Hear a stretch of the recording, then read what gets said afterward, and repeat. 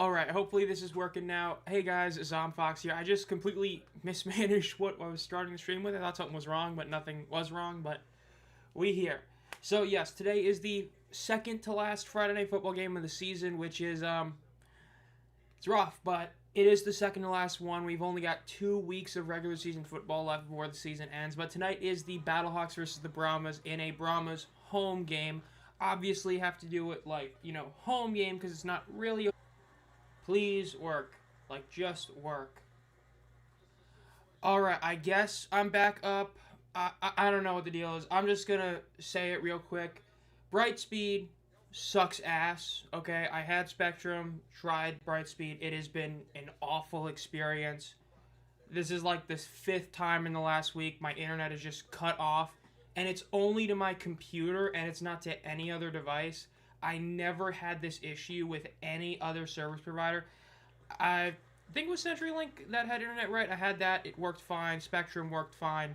But Brightspeed, man, awful provider. It has not worked with my computer basically whatsoever the past week.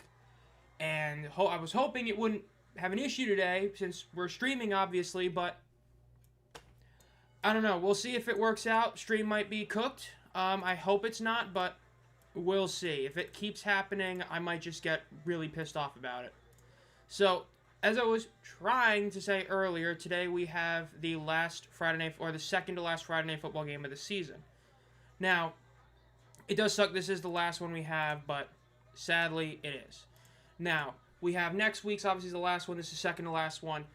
Pulling up the playoff scenarios real quick. So we do have a couple of playoff scenarios this week. Let's extend that there. There we go. So these are the 2 ones that really matter. I know technically speaking there's actually a couple more, obviously, but this is the, there's also the first overall pick. Technically speaking, San Antonio can clinch it this week.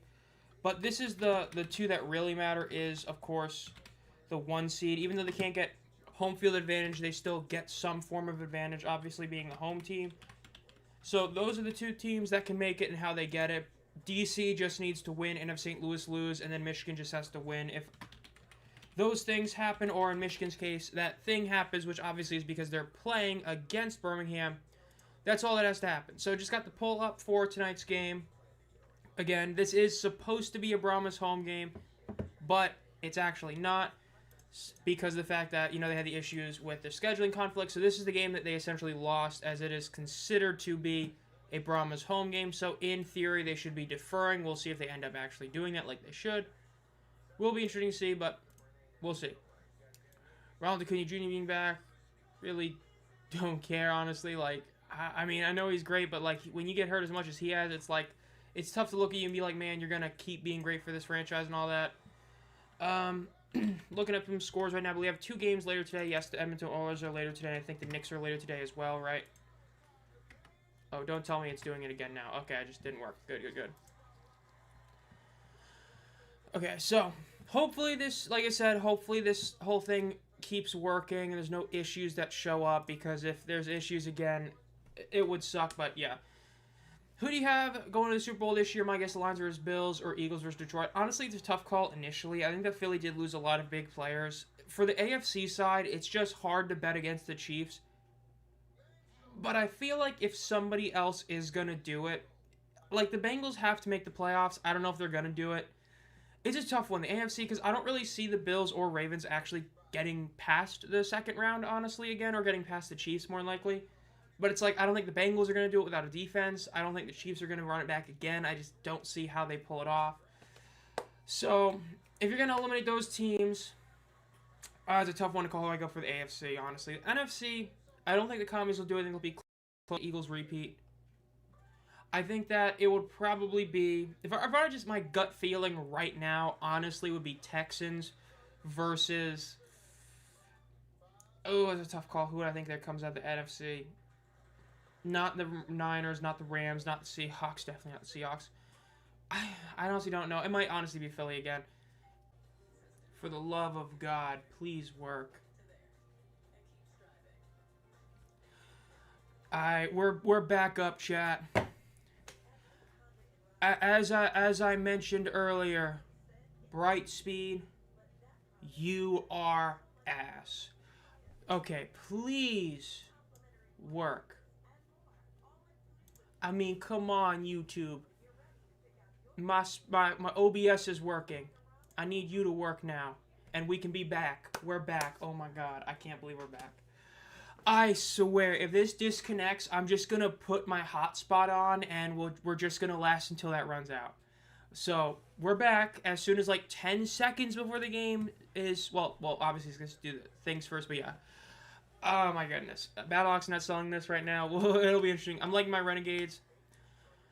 I'm always here in the first half, never here in the second half, bro. Battlehawks going to win, but as you know, in this league, the worst has beaten the best I recall. 8-0 DC lost to a 1-7 team 2 years ago. Yeah, I mean, DC, yeah, the 0-8 or the 8-0 DC team lost to like the Guardians when they were like 0-7 or 1-7 at that point. Absolutely wild win in that year. Then, I mean, we've seen a couple of other ones. Even this season, the Brahmas at the time were winless, beat like the 3-0 Defenders. I know it's not like a crazy thing, but it's happened before. So we'll see how this game goes. Hopefully this stream continues and there's no issue that happens like that just happened for about 5 minutes. I just restarted my router for the second time today because when I was making the game picks video today, that same thing was happening, which is aggravating because it did happen like probably 4-ish days ago when I was making a ton of the videos. It did it, but not for a while. But speaking of that, man, 10 videos in 1 week. That was something I don't know if I really want to do again soon. That was a lot of work. And 10 videos, also doing the weekly short, also doing the Streaming into Football podcast episode. That was a lot of stuff I did, but you know what? I think it was fun. Renegades video, if you haven't seen that one, that's a good watch. So we still have to pull up who wins the Battlehawks or the Brahmas. Battlehawks are taking the field again. This is technically a Brahmas home game, though it is in St. Louis because of the issues with the Brahmas home stadium stuff.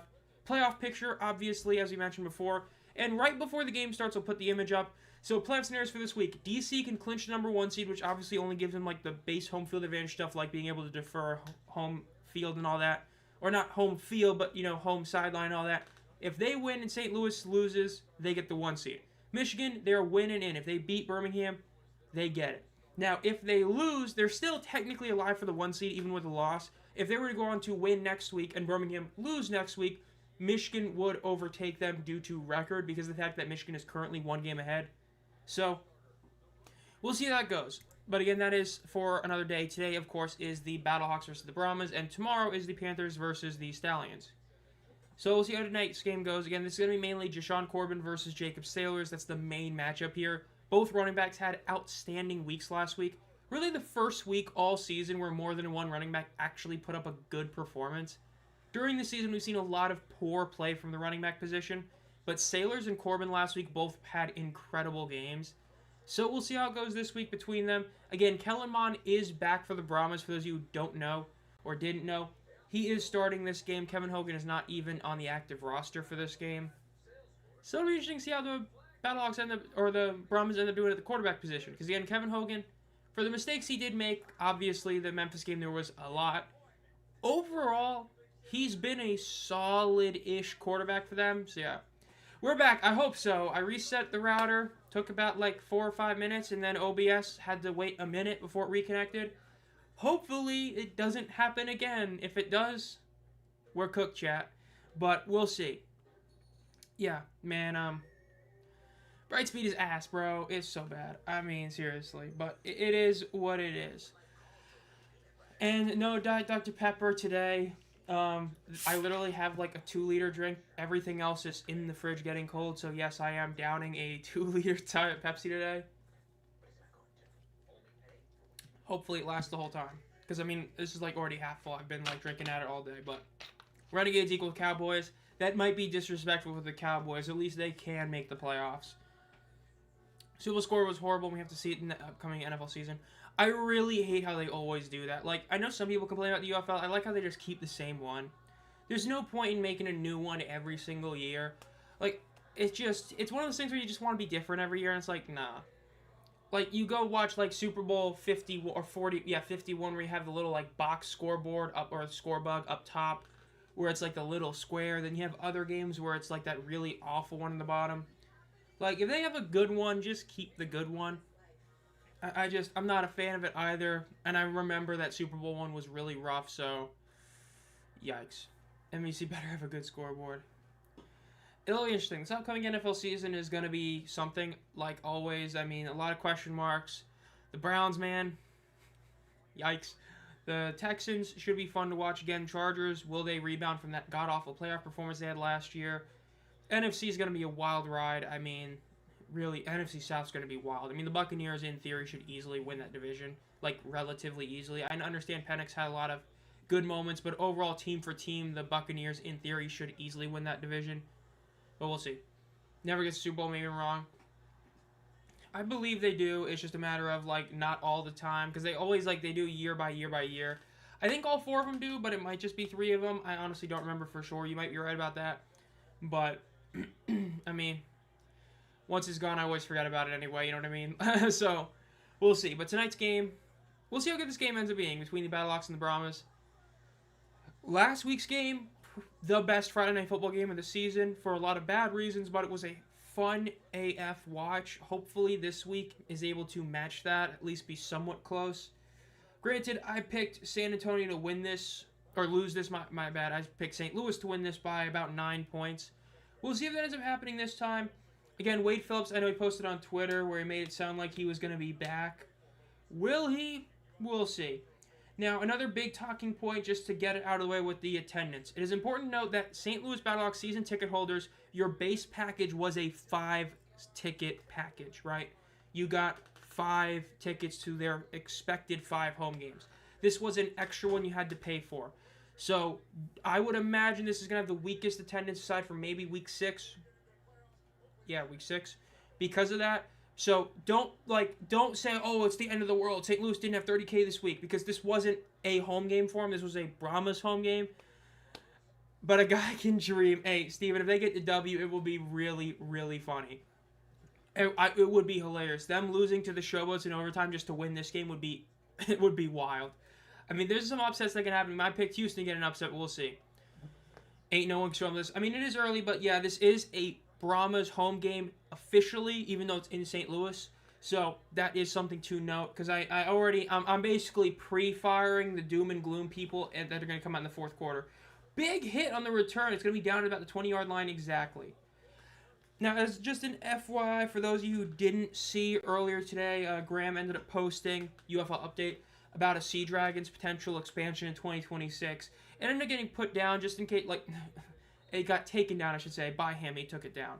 As just an FYI, it wasn't any confirmation. There was a lot of issues, mainly with Lumen Field. So, yes, that is going to be making the rounds on Reddit, Facebook, and all that. Nothing is official. It's just possible. We'll see. First attempt for the Battlehawks in shotgun. Ball is snapped. Duggan drops back to throw. Looks to the middle of the field. Throws it to the right. It's going to be caught at about the 5-yard in front to Akeem Butler. Going to be about a 5-yard game. Maybe give him about 5.5 yards. Should be about 2nd and 5, 2nd and 4.5 right here for the Battlehawks. Again, the Battlehawks, they need to win this game to stay alive in the number 1 seed race. I know, yes, they already get the home field advantage, but to get the other advantages, like being able to defer, you still got to clinch the 1 seed. They need to win this game to stay alive. If they lose, it's going to be tough because DC could get it. I'm on another long drive. Yeah, I think that was during the time I was out for about, like, almost 10 minutes due to Brightspeed being an awful internet provider. Duggan throws over the left. It is going to be caught. Great throw and great catch by Ja'Cour Pearson right there. That's what we love to see right there about Max Duggan. That's what I talked about last week, right? When he's able to stay in the pocket and get that throwing motion, he can make some great throws. That was a great throw by Duggan. Dragons coming back, just me dreaming him. Who said it about Seattle? UFO Update said it. He was, like, in Seattle. He talked to some people, and you can see the post on Reddit. It amounted to him saying that it looks like there was a good chance of them coming back in 2026, but there's issues with Lumen Field. And then Larson and other guys in the Discord basically said, like, it's not official. The run is up the middle by Jacob Sayers for about 5 yards. A 5-yard gain, going to be 2nd and 5. Essentially, like, yes, there are legit talks of bringing the Dragons back, but there's nothing confirmed. So, like, if you see somebody say the Dragons are confirmed back in 2026, while it still could happen on a technical scale, it is not confirmed, even in an internal sense of, like, news guys and reporters and, you know, sources. It's not official. So just remember, if you see that, it's not fully confirmed. I believe Graham took the post down on Instagram and Twitter and all that. FYI. 2nd and 4 for the Battlehawks. Duggan is under center with one man behind him in the backfield. Fakes the handoff to Sailors. Quick little screen pass or check down to Sailors, who gets tackled forward. They might give him about a half-yard shy or a half-yard forward. We'll see exactly where they put it. Either it's going to be third and very short, or it's going to be a first down. Either Sea Dragons or Breaks will be one of the expansions. I think both will come back when the UFL 12 teams. I do agree. Whenever the UFL gets to 12 teams, both those teams will probably be back for sure. Sold out crowd in DC next year. We'll have to wait and see about that one. I think that if they have a really... next week. If it was a game that mattered, I think they could. Since it's not, it's probably going to be just under it. Fake the handoff and end up doing a little pitch play, doing an end around. And he gets about 9 yards in the play. They did give him the first down, and he got 9 yards on that rush right there. Really good play design by the Battlehawks. Going to be 2nd and 1. Got it, thanks. Yeah, no problem. Because I know I saw it on Reddit, and people talking about it on Facebook and all that. Like, I saw people messaging me about it on Facebook. And it's, like, not fully official. So, yeah, if you go to the Reddit, you'll see exactly what I mean. And then if you're in the PFN Discord, which, like, I say it like it's hard to get into. You can just join it. You'll see what I mean. People talking about it's not like anywhere confirmed. Sup, Adam? Ball is snapped. Duggan hands it off to Sailors, who rushes up the middle. But he gets tackled about a yard shy. This is going to be just under a 3rd and 1. Let's see what they can do here. Again, so far, pretty solid opening drive. A lot of good plays for them. We'll see if they can keep this up. It'll be very interesting for sure.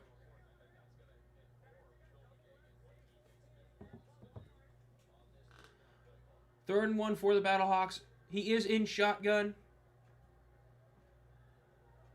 He's got Sailors to his right in the backfield with him. 2 receivers to his right, 2 to his left. Ball is snapped. Handed off, and it is a first down. He's going to get tackled almost immediately, but he still got the first down. They are in field goal range. It's important to note that, yes, Rodrigo Blankenship has obviously missed the kick this year on a statistical standpoint. It was a short kick. It was accurate, so accuracy-wise, he doesn't miss the kick, but his power came into question with the fact that he couldn't kick, like I believe it was like a 56 or 8-yarder last week. So important to note. First down for the Battlehawks, 11 minutes left in the first quarter. Duggan is in shotgun, 1 man to his right in the backfield. 2 receivers to his right, 2 to his left. Ball is snapped. They hand it off. Sailors cuts to the left, and he gets about 2 yards on the ground. Not a great one right there, but it's a good enough run. From potential horror team to a real championship contender. Hey, I thought they were going to suck this year. And you know what? I will say, the area I was really worried about was that ground game, and that is still a big worry. But that defense, it was really good the first, 2 weeks of the season, and the offense, in the way the UFL is shaped this year, the F-It Go Deep offense has been working wonders for him. 2nd and 7 for the Battlehawks. Ball is snapped. Do a little pitch to Ja'Cory Pearson, who goes to the left. Gets to the 20, gets tackled out of bounds. This is going to be about a half-yard shy, maybe even a yard if they give him a bad spot. So it's going to be about 3rd and 1. If they do go to 10 teams, should they have a 13-game schedule or keep 10 games? I honestly think the max amount of weeks they could add, and I mean weeks, not just regular season, is 3 weeks. If you had 2 teams, I'd want to keep it this schedule. Only when you go to 12 teams, maybe add 2 regular season games and then a playoff game. I think that 13 weeks is the absolute maximum season you could have. 3rd and 2. Wow, pretty rough spot for them. Ball is snapped. Quick pass to the right by Sailors. It is caught. Gets to the 15. Keeps going to the 10. Tackled at about the 9-yard line. Really good play for the Battlehawks. Again, this is an incredible opening drive. Just dicing up the field. This has been the best Max Duggan has looked, arguably this season, only the one other really good week. But this week he's been looking, or this game he's been looking really solid, making great throws. Quick passes like that are things that we didn't see him making last week. That was a great play right there. 2 Sailors get the first down. If they can cap this drive off with a touchdown, take about 7 minutes off the clock and get a touchdown, that's an incredible opening drive. The Brahmas line is getting in about a half a second late. Yeah, it's just the Brahmas defense, man. Definitely not as good as last year. Ball is snapped. Handed off to Sailors, who cuts to the left. And he gets about 4 yards on the carry. Really solid carry. Again, they might give him about a half yard less than what it looks like. But at the end of the day, it's going to be within the 6-yard line. So a very solid 2nd and goal area, or position, I should say, for the Battlehawks. Sailors is taking a breather right now. Again, with the Battlehawks, we saw last week where when you did run it, and it's kind of a shock run, it didn't necessarily work. And let's see, this is not working properly once again. There we go. Get that working for us. It's still loading, but it is what it is. Hopefully this works. If not, we'll just put up something else. 2nd and goal. Ball is snapped. Handed off. And it's going to be about a 2-yard gain. There we go. Got that working now. So we got the score bug working there. Good old Fox. So that one I think was the internet issues earlier. 3rd and goal for the Battlehawks. This is debatable 4th down territory. Do you go for it on 4th down? It's a tough call, but we'll see. The season seems disappointing in retrospect, but looking into this is probably better than last season. It's a weird one because, of course, the beginning of the season was really rough, but the last few weeks have been incredible games, but obviously last 2 weeks having meaningless football does hurt. Or borderline meaningless because of how the number 1 seeds are. Duggan is in shotgun, ball snapped, looks to his left, going to throw a corner shot. Incomplete. That was a really good idea, throwing it to Keem Butler 1-1, but it didn't work. It's 4th and goal. With that play call, I wouldn't. If you go for it here, even if you get it, I'm not a fan of that play call. If you're going to go for it on 4th down, you should have ran it on 3rd down. Make it to where it's a super close one. Again, if you can just get 1 yard back-to-back, that's a touchdown. We'll see. Great to see San Antonio as the home team. Can't get over how great the Dome is. It really is wild that they are the official home team, yet they're in St. Louis. It does suck. So they are kicking this. I know some people are going to hate this. Like I said, if you were going to go for it on 4th down, you would have ran it on 3rd down. So I'm not against this, though it could bite them in the ass later. Kick is up. It is good. 3-0 Battlehawks over San Antonio. Team is up there somewhere. But yeah, like I said, if you were going to go for it on 4th down, you would have ran it on 3rd down. You're not doing a pass like that, corner end zone shot, unless you are planning to just get points on the board. Again, incredible first drive. Almost 8 minutes taken off the clock, and you scored. It's not a touchdown, which does hurt, but you at least scored. So you'll gladly take that if you're St. Louis. So let's see what is going on in the Twitter space right now. 17 new posts. What the hell? Battlehawk stuff. Wow, of course. Dude, City Field is showing the Knicks game. That's actually great. That's what you love to see right there. Bro, UFL really just... Like, the official UFL just literally reposted the same thing. That's hilarious. Like, the same image they used earlier in the week. That's actually class. Get that open. Right there. They should make it a 4-team playoff for each league once it expands, much like the XFL did. What do you mean each league?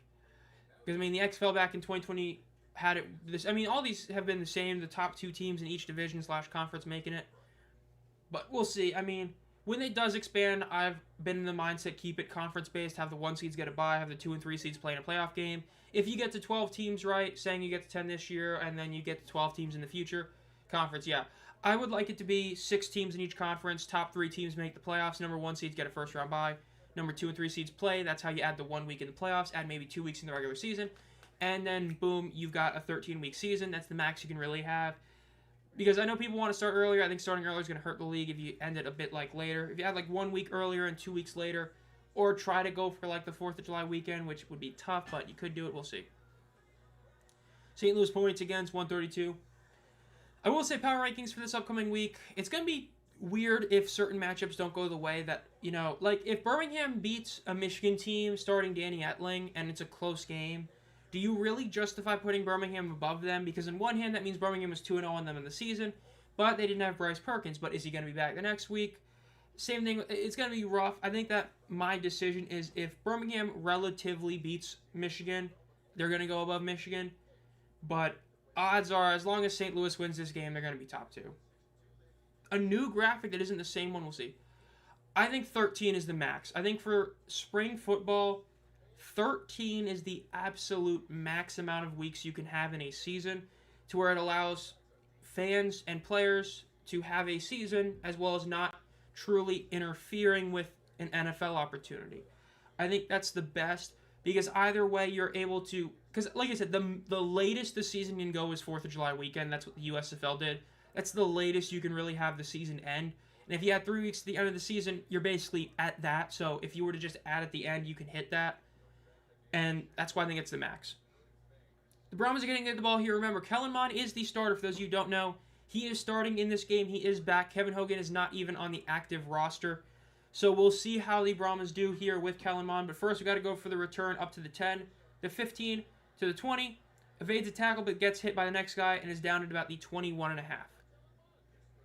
So we'll see what Kellen Mond can do here. 7 minutes left in the first quarter. Again, St. Louis, man, almost a perfect drive. Ate up almost 8 full minutes, but they couldn't get the touchdown. Like I said, I think it was the correct decision to kick it based on the third down play. Though if it was me, I would have ran it on third down and then probably ran it on fourth down. But because you threw it, kicking it was the correct call. So, double-edged sword there. 1st and 10 for the Brahmas at about the 21-yard line. Kellen Mond is in shotgun, motioning tight end from the left to the right. They've handed off in the middle, and it's going to be a first down run. Great rush, and he keeps going for another 3 yards. About a 13-yard rush, the very first play for Jashawn Corbin. Of course, as I said in the week, or the Player of the Week short, I thought that he deserved Offensive Player of the Week this week. They gave it to Jacob Sailors. That's no disrespect to Jacob Sailors. You all know that I'm a big Sailors fan. But Jashawn Corbin had just an insane week last week, both receiving and on the ground against the Showboats. So we'll see what he does tonight. That was a really good start for him. And Travis Feeney are reigning DPOY, or DPOW, I should say, my apologies. So let's see what the Brahmas do here on 1st and 10. Ball is snapped. Mon looks to the right of the field, throws, passes caught at the 40-yard line, gets about 3 yards more. It's going to be about 2nd and 2, 2nd and 3 for the San Antonio Brahmas here. Very solid play right there by Kellen Mond. Again, sometimes benching a quarterback and then having him come back is a good thing. Right, we saw with Bryce Young in the NFL. He got benched, came back a few weeks later, looked way better than he ever had in the NFL. Sometimes that's what you need. Now, if St. Louis loses, they're really not playing for anyone except the 1 seed. I mean, if they lose and DC wins, DC has the 1 seed in the bag. That is important to note. Brahmas in 2nd and 2.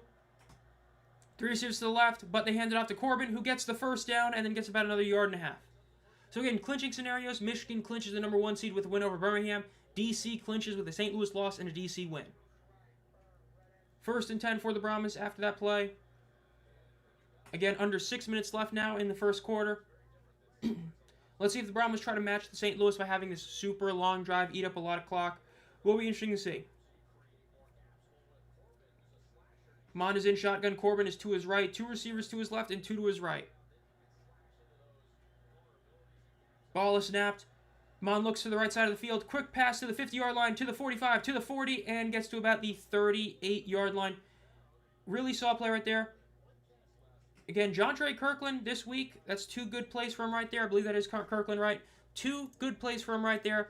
Hadn't been doing a ton all season, but right there was pretty solid. That's what you want to see.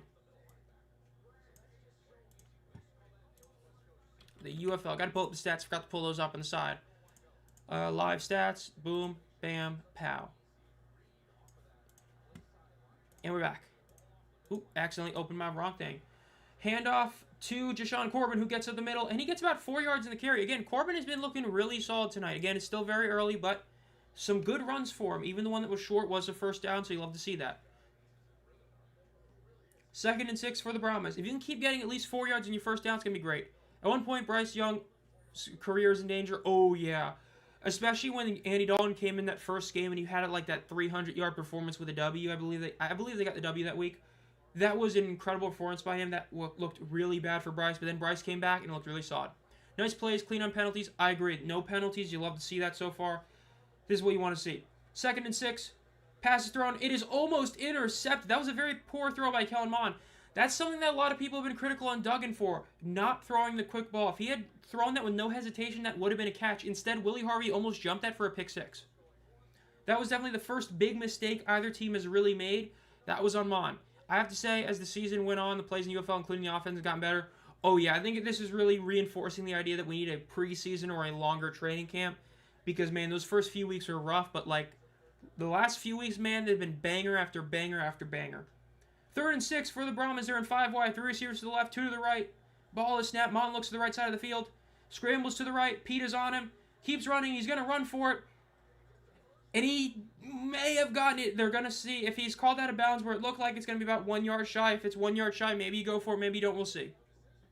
They're both in the Giants, and now they're here. So let's see.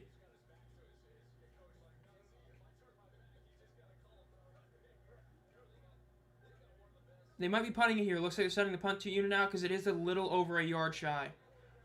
4th and 1. I would go for it here. Yep, they're going to go for it. Again, you have nothing to lose here. Just go for it. If they can get this, they can keep this drive alive. Again, chew the clock out even though they're in field goal range. Ooh, there's a timeout called, it looks like. Again, San Antonio, if they kick this, they do tie the game, so I do see the argument to do that. At the same token, if you go for it and you get the first down, you can eat up even more clock. You can end the first drive with both teams having one possession. If you're playing that kind of game, again, San Antonio, historically this season, they've been very hit or miss in offense. It's basically under 10 points or over 20. So if you can make it to where it's a super, super low drive per team, like each team gets like 6 drives, that's in your best interest. So that's why I'm not opposed to San Antonio going for this, especially because, again, for them, this game has basically no meaning. They just got to try and play to win. You know, have some fun, try to get some momentum back. The Brahmas have like one more home game next week, so we'll see. This is really good football. I just don't know how they get more people to watch. I mean, a lot of it is just basic marketing. I mean, it is true that if you're not already in the know, it's kind of like you're not getting in the know. I mean, having only like one billboard here or there doesn't really help. The marketing online, I think a lot of it is basic things, which I'm going to talk about in an off-season video, but a basic thing like the fact that the official UFL Twitter, at least until 2 o'clock, right? 2 o'clock is when my game picks video come out. There's a reason I only had 3 games on the thumbnail. The UFL's official socials did not promote the Sunday game at all. There was not a single promotion for that game anywhere that I saw on social media. That is a matchup between the Defenders and Roughnecks that has meaning. That game does matter for the number 1 seed in the XFL Conference. Yet there was no post about it, none of that. Something as simple as that is a big deal, because if every post gets, let's say, 80% of the traction are from UFL fans and 20% are from people who just happen to see it, that 20% ain't seeing it if you ain't posting it.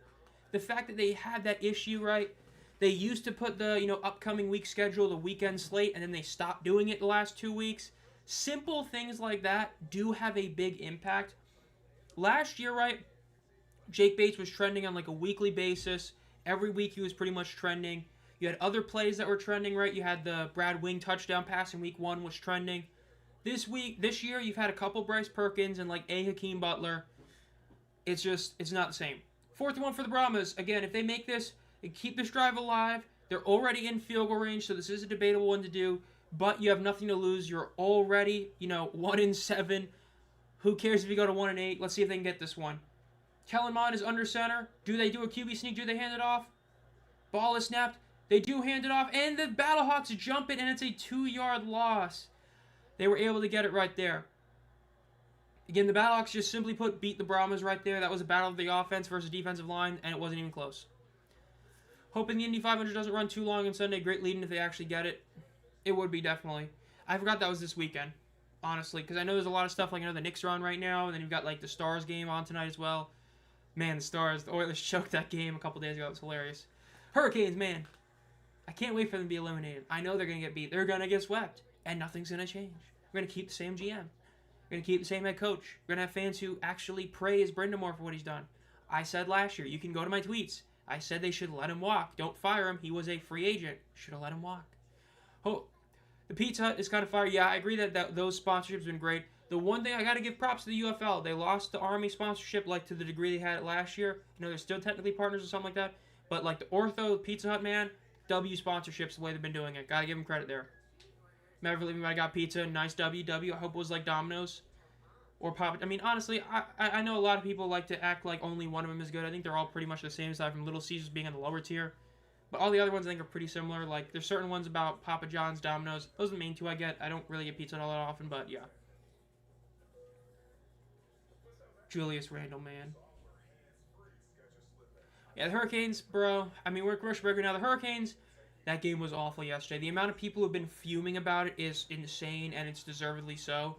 In terms of a team not caring, that I have seen watching a game, that is the least I've seen a team try. At the very end of the second period, the crowd was chanting, "Shoot the puck," at unbelievable levels of loud. And there were multiple chances the Hurricanes could have shot a decent shot, and instead they passed to try and get a perfect shot. You're playing hockey, okay? In hockey, see, hockey and soccer, there's a big difference. In soccer, it's about the best opportunity. Hockey is about just shooting the damn puck. Because so many goals are objectively bad shots, right? You shoot it, it hits a defenseman, and it's a goal. That's a bad shot. You shot it at the defenseman. But it's hockey. It bounces off people. You can't see it. It gets through the goalie. The Hurricanes didn't even attempt to shoot it yesterday. There was no attempt to even try, and it was insanely aggravating. And a lot of that is their coaching. It's been the same issue for years. They pass. They never shoot the puck. The only time they do shoot it was against the Capitals, which was a complete mismatch of a game where the Capitals never had possession of the puck. But when it's a matchup like Florida, like Bruin, or Boston a couple years ago, they shrivel. Hate to see it. Got Little Rock. I live in Washington, by the way. Okay. Yeah, I don't think we had that local a ton. Go Battlehawks, go Pacers. That Pacers comeback, man, wild. The Knicks choking that game. I will say, Tyrese doing the choking gesture when he thought he won the game and it just sent it to overtime was hilarious. That was like that one ad where the dude jumps onto the court because he thought that, the game was over when it went to OT. That's literally what Tyrese did. But hilarious that the Knicks choked that game. Especially because they choked. Like, I know people say the Pacers came back. No, they didn't. Knicks missed 2 key free throws, and if they make either one of them, it's game over. But yeah. Pass thrown to the left is going to be an incomplete pass. Second incompletion for Duggan on the day. Again, he's been solid on the first drive. We'll see if he can keep doing it this drive. It'll be interesting to see for sure. Go New York and Battlehawks. Keep coming to our games. I don't know if we're gonna, bro. Those tickets are over $100. I don't want to spend $120 to be on row 20 and 300s. Watch my team get beat 5-0 for the championship. Let's see this one. 2nd and 10 for the Battlehawks. They're in 5 wide. Ball is snapped. Duggan looks to the right side of the field. Looks to the middle of the field. Throws it over the middle. It gets tipped to the line of scrimmage. It is incomplete. Would have been about a 4.5, maybe 5-yard gain, depending on exactly how far it would have gotten, but was not able to get it. Again, tipped to the line of scrimmage. Talked about that a lot. Last week, he's got that long throwing motion, so it makes it very susceptible to being tipped at the line of scrimmage. 3rd and 10 for the Battlehawks. Let's see if they get a first down here. Again, incredible first drive. This drive, not looking as good. Let's see if they can actually do something here. 3 receivers to the right, 1 to the left, running back to the left as well in the backfield with Duggan. 4 seconds off the play clock. Ball is snapped. Looks to the right side of the field. Looks to the middle.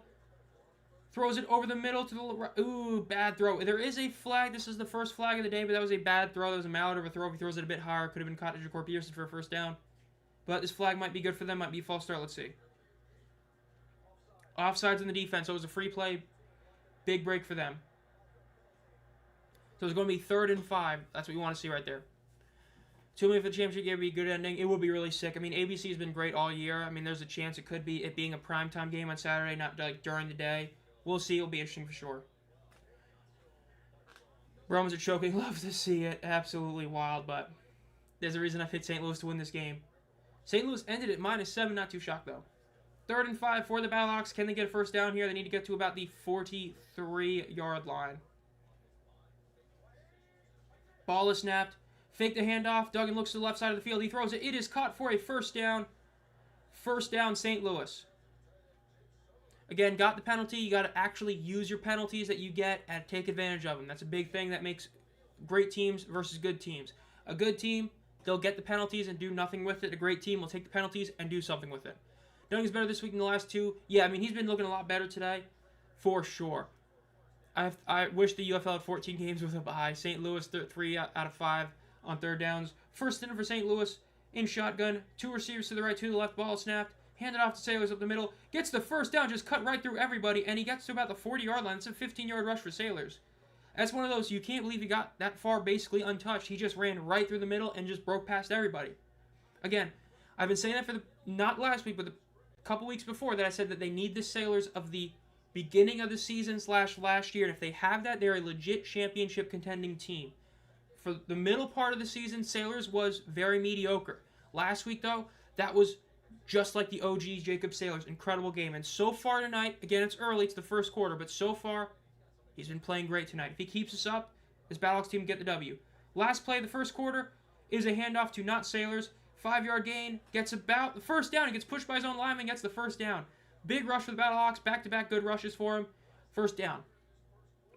Now that we're going into commercial break for, of course, the quarter change, heading into the second quarter, which, again, is wild because the last few games we've streamed, man, these games have taken forever compared to what they're supposed to. Remember, these games are supposed to be in backs of 3 hours. The last couple we've streamed are not 3 hours.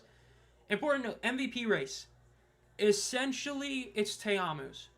Because of the fact that Perkins didn't play and they dominated Houston in the scoreboard, it wasn't like a domination, but scoreboard-wise, they did win, and it still was a win.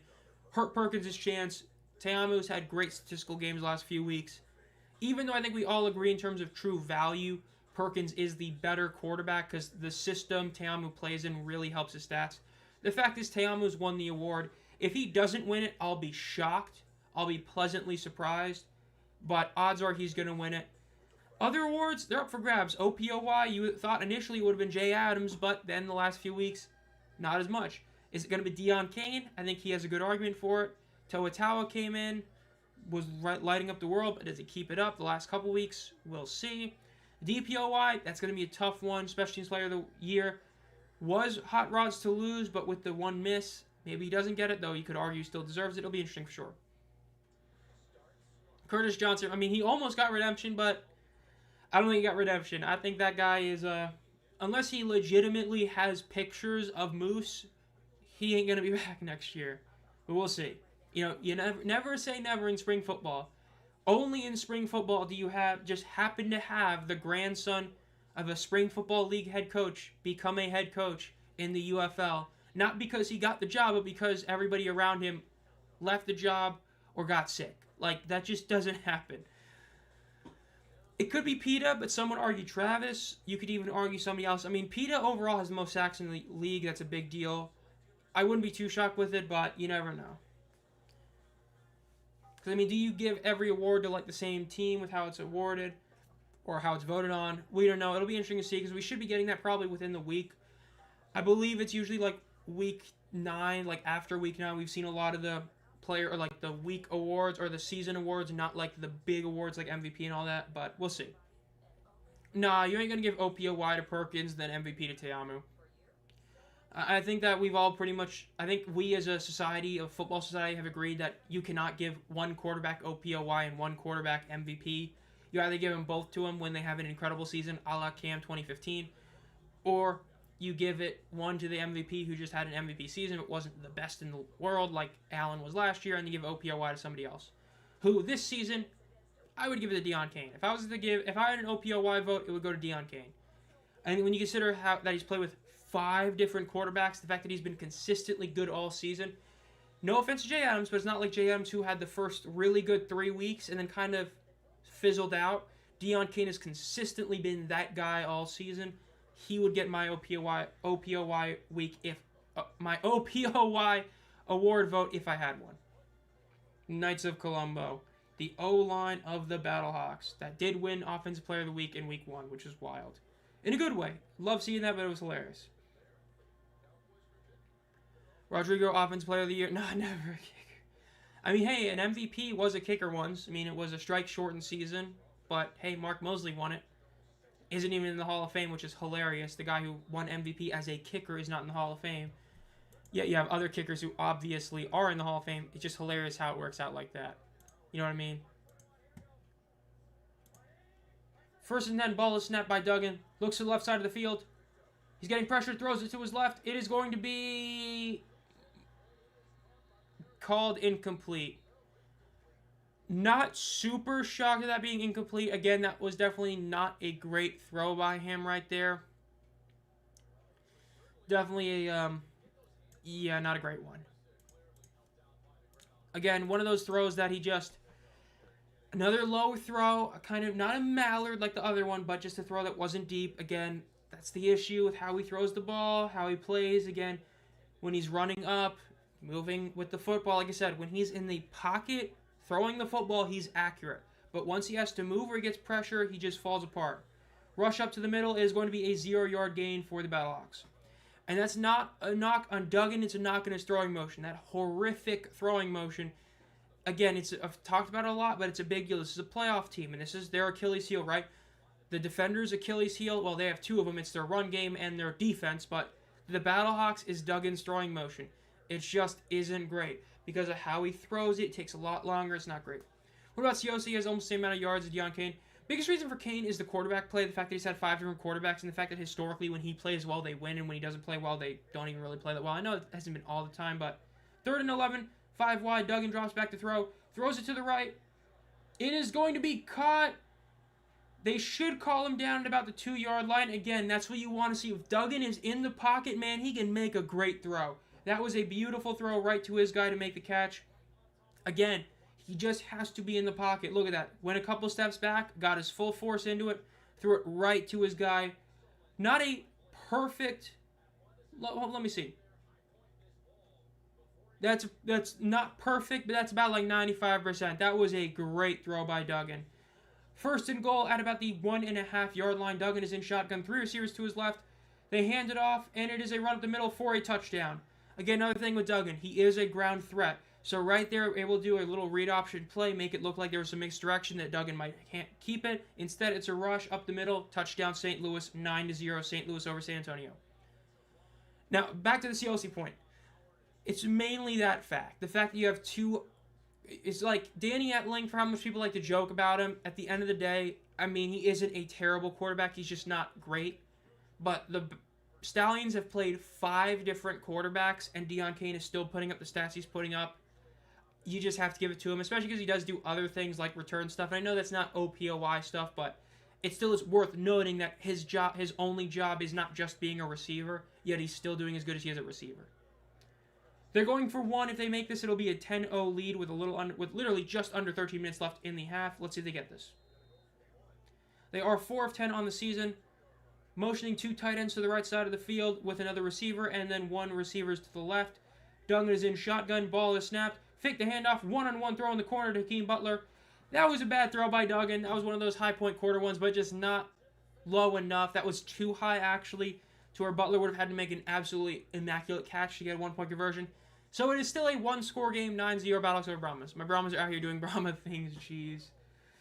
Yeah, that penalty on third down really hurt, the offsides penalty, because that offsides really wasn't even like the biggest contributing factor to the play. That hurt. Again, I've been saying the Battlehawks are a better team than a lot of people give them credit for, and the reason is right there.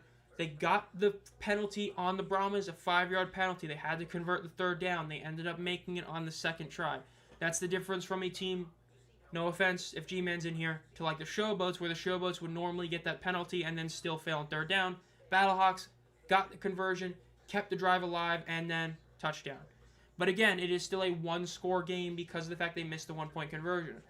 So the Brahmas, they're still very much in it. Now, do you go for 3 if you get a touchdown immediately? I would say no, but you never know what they're going to do because, again, it's the end of the season. There's 1 more week after this one. Your team's already eliminated from the playoffs. What do you have to lose?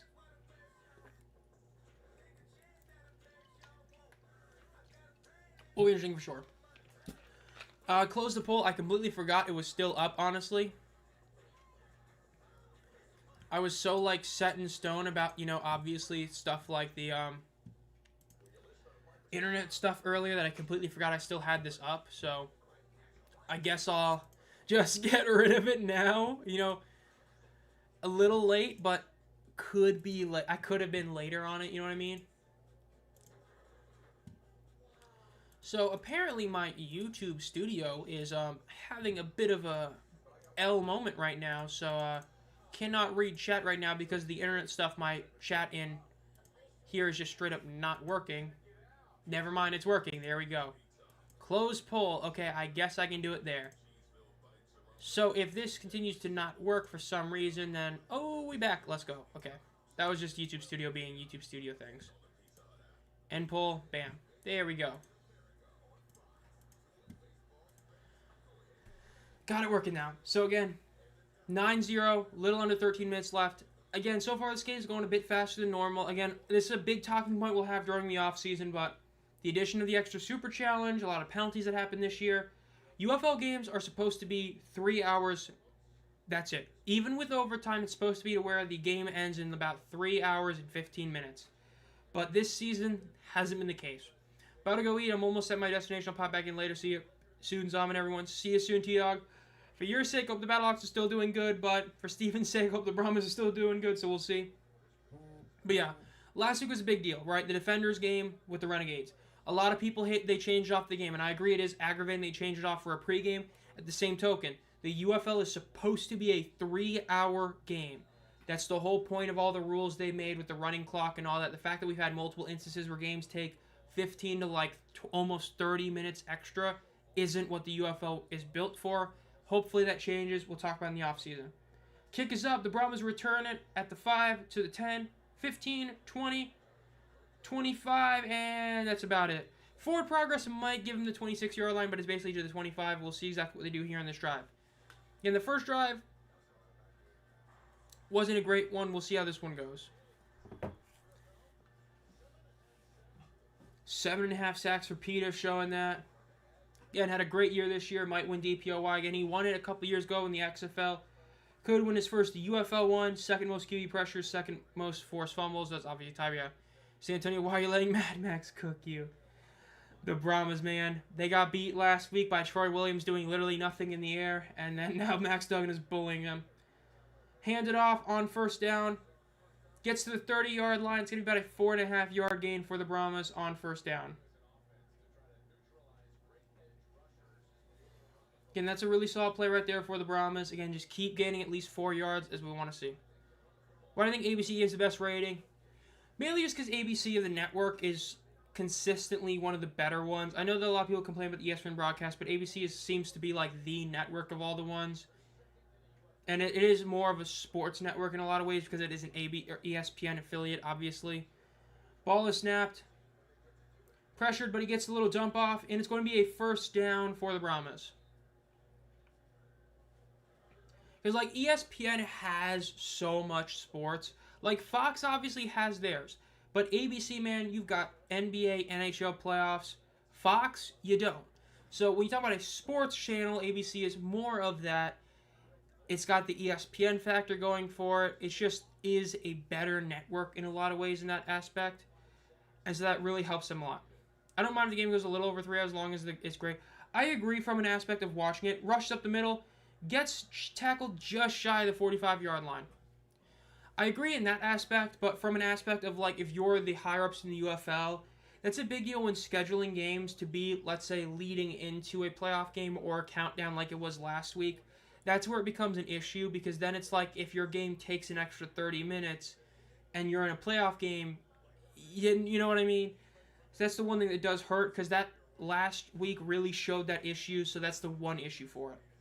2nd and 2 for the San Antonio Brahmas. Mond is in shotgun, 2 receivers to his left, ball is snapped, looks to the right side of the field, quick throws it in between 2 guys, to John J. Kirkland, who makes the catch at the 50-yard line. First down, San Antonio. NBC, I don't see it happening just because they would have stayed with the USFL, even though it was a great network. It was the best. I mean, NBC's broadcast was the best. They actually had a halftime and a pregame. The CW, honestly, I've said it. I would love it for the CW. I know it's not a major network, but a lot of the sports it shows it's becoming a sports network. You have a lot of leagues that are in the same tier of the UFL in terms of being like the secondary to the main one. Definitely a good one. Ball is snapped. Delayed handoff to Corbin, who rushes up the middle, but he gets about only 2.5 yards. Very solid defense by the Battlehawks right there. Because, like, CW's got, like, Xfinity Series. It's got, like, lower-end college divisions, or conferences, I should say. You've got NXT. So you've got a lot of those, like, secondary ones, so it would actually fit really well in that program. I would like it on there. New sponsors, the Army, and any sportswear. Yeah, I mean, New Era was definitely a really cool one to see. The Army one definitely hurts that The Rock had to, ruin what was really good, but New Era definitely a solid one. 2nd and 8 for the Brahmas. In shotgun, 2 receivers to the left. Ball is snapped. Looks to the left side of the field. Throws it. Is going to be caught for a first down. And that's despite the fact that he kind of choreographed, or he kind of telegraphed that throw. He basically stared down his receiver, yet still made the throw. That is a bold decision. That's a bad decision, but a bold one that did work out. So, props to Mon for making a bad call work. Very solid curl route. Throw it just above the defender. That was a very solid throw by him. You got to look at that. Yeah, again, not looking bad. Again, you don't want to telegraph a throw like that, but if you make a throw like that, I mean, it's like that long shot game mode from, like, Madden 18, right? When you try to throw it to the white boy friend, where it's a terrible decision, but if it works, right? That was a bad call by him, but it was a perfect throw. Can't be too mad about it. 1st and 10 is a handoff. Gets to about the 30-yard line. Really solid play by the Browns, but it's a fumble. Battlehawks have it. They're returning it for a touchdown. They're at the 40, the 35, the 30, the 25, 20, 15, 10, 5, touchdown. If the call on the field is a fumble, it is a touchdown. St. Louis, they're going to be up 15-0. Micah Abraham with the fumble recovery touchdown.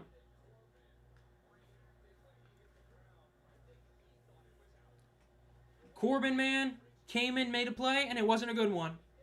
They're going to have to review this to be fully certain, but they're talking about how Corbin's body language is making it look like he knew it was a fumble. Let's see this replay. Gets hit. Ooh, ball. I can't see it. Ooh, oh, ball's out. It is close. That angle wasn't the best. Let's see.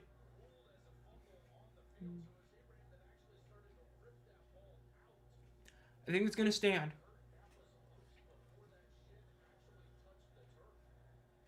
It's a close one, but again, if it's a very close call, whatever the call in the field was usually stands. That was called a fumble. I think it is. I don't know what I'm surprised about, really. Yeah, that is not a good one. I mean, hey, at least you're the only thing I can say that's a bright spot, Steven, is at least you're not a Renegades fan. No, I know some of you guys are definitely upset about that, but at least you're not a Renegades fan that had to watch him lose in a fake spike TD or fake spike interception. 2-point conversion is a fail. It is 15-0 St. Louis over San Antonio, but like, man, this Brahmas season, rough. Yeah, that was, yeah, stop talking about me, eh? It's just like we talked about the showboats earlier. Don't want to send shade, but like, the Renegades, man, those have been some rough losses the last few weeks. That playoff video, I knew it was going to be a longer one. I didn't think it was going to be like over 15 minutes long. 8 minutes and 50 seconds left in the quarter.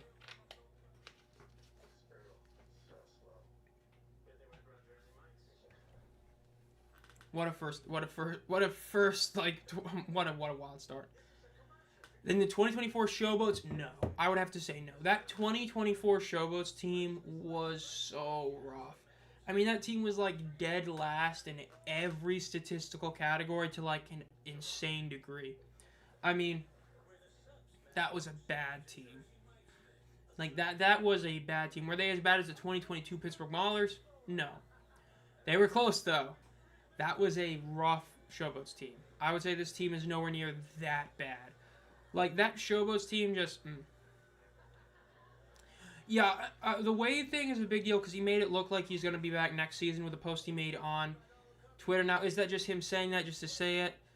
I don't know. I've been on record saying that at this point, I think that you can't... Like, bringing him back at this point, you have now an official, hey, there's a big thing that he could end up having another health issue, taking him away from his team, which would really hurt them. So at that point, I have to say that Wade coming back would be more so a negative than a positive, just because of the fact that you now know there is a legit health concern with him. And let's just say, for instance, he comes back next season, and the first 2 weeks he's fine, the team is good, and then he has another health issue, and he's gone for the rest of the season. Now you're having another interim coach come in, having to adopt all this stuff they're doing, team falls off, and it's like it could have been avoided if you just had a coach for the whole year. I think the league is going to be seeing what happened with Wisenhunt and Phillips this year and be like, maybe we got to kind of put, I guess, a wellness limitation, not necessarily an age limit, but a wellness limitation on who we can hire. But we'll see.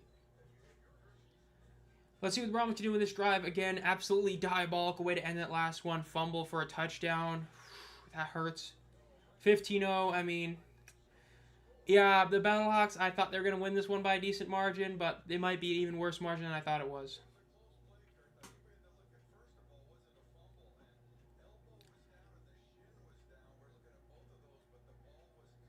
Yeah, Mike P talking about how he reviewed it, and it was like that, yeah. They need to go younger and smarter coach-wise. Yeah, I mean, I thought that Renegades video, when I finished recording it, see, like, the way I set it up is I can't see exactly how long it's been until, like, I click on the video. I thought it was, like, maybe 10 minutes long, and I saw it was, like, 16 and a half, and I was like... I realized, like, dude, that team pissed me off. Like, there's a difference from you're just not as good a team as the other ones, and then there's you choked away game after game. That's inexcusable. The Renegades did that the last 2 years. Return is up to the 30. Very solid return for the guy who just fumbled, but... We'll see what they do here. Like, that Renegades video, man, I was just... I mean, the last 2 years, they've had maybe one real loss. Every other loss was them choking. Absolutely diabolical. But yeah, when it comes to the coaches going younger and smarter, I look at Jim Turner as a prime example. I have nothing against him as a coach. The issue is, as a head coach in this league, he just doesn't kind of fit. He's not somebody that you can see becoming an OC for a team in, like, the NFL or college. So why? And he's not somebody who's like an over-the-hill legend. Like, or I say over-the-hill as in like their career is done in the NFL. So it's like, why is he here? That's another one of those that's like questionable. There's a flag. This was called to stop. There might be false start here. Nope, timeout. St. Louis calls a timeout. They're down to 2 timeouts. Both teams have 2 timeouts left, as well as 1 challenge. The 2024 Showboats, and yes, I did. That was a bad one, yeah.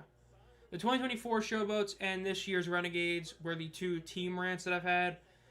Yeah, I see you corrected that. You might have even corrected that before I said it, but yeah, that was the ones are, yeah. I did see the Dodgers-Mets game get rain delayed, and then I saw on Twitter they're talking about that they showed the Knicks game on there. That's just great. I think San Antonio coach needs another year to prove that he can make the Brahmas better because it seems he got thrown in the frying pan fire. I agree, and I think that a lot of people are forgetting this year's Brahmas is on pace to break the worst point differential in modern spring football history. Yeah, losing like 30-9 every game, like 4 games this year hurts. Like, I look at Party and I think of it like A.J. Smith's last 3 games as OC for the team, they put up 0, 9, and 9. The first, like, 2 games under Party, yes, one of them had the punt return touchdown, but they put up over 20 points back-to-back games, and then they had another instance of that this year. I definitely want to see what Party can do next year. Ball is snapped, looks to the middle of the field, caught, and it's about a 7-yard gain for the Brahmas. I just saw that one. Yeah, nope, I just saw that one. I would say, as an overall, which one really made me more aggravated was the Renegades. Because that's like pure football. The Showboats one was a lot because of the amount of players I really liked in that team and how much they underperformed. But the Renegades pissed me off more because that's an objective failure, was that Renegades team this year.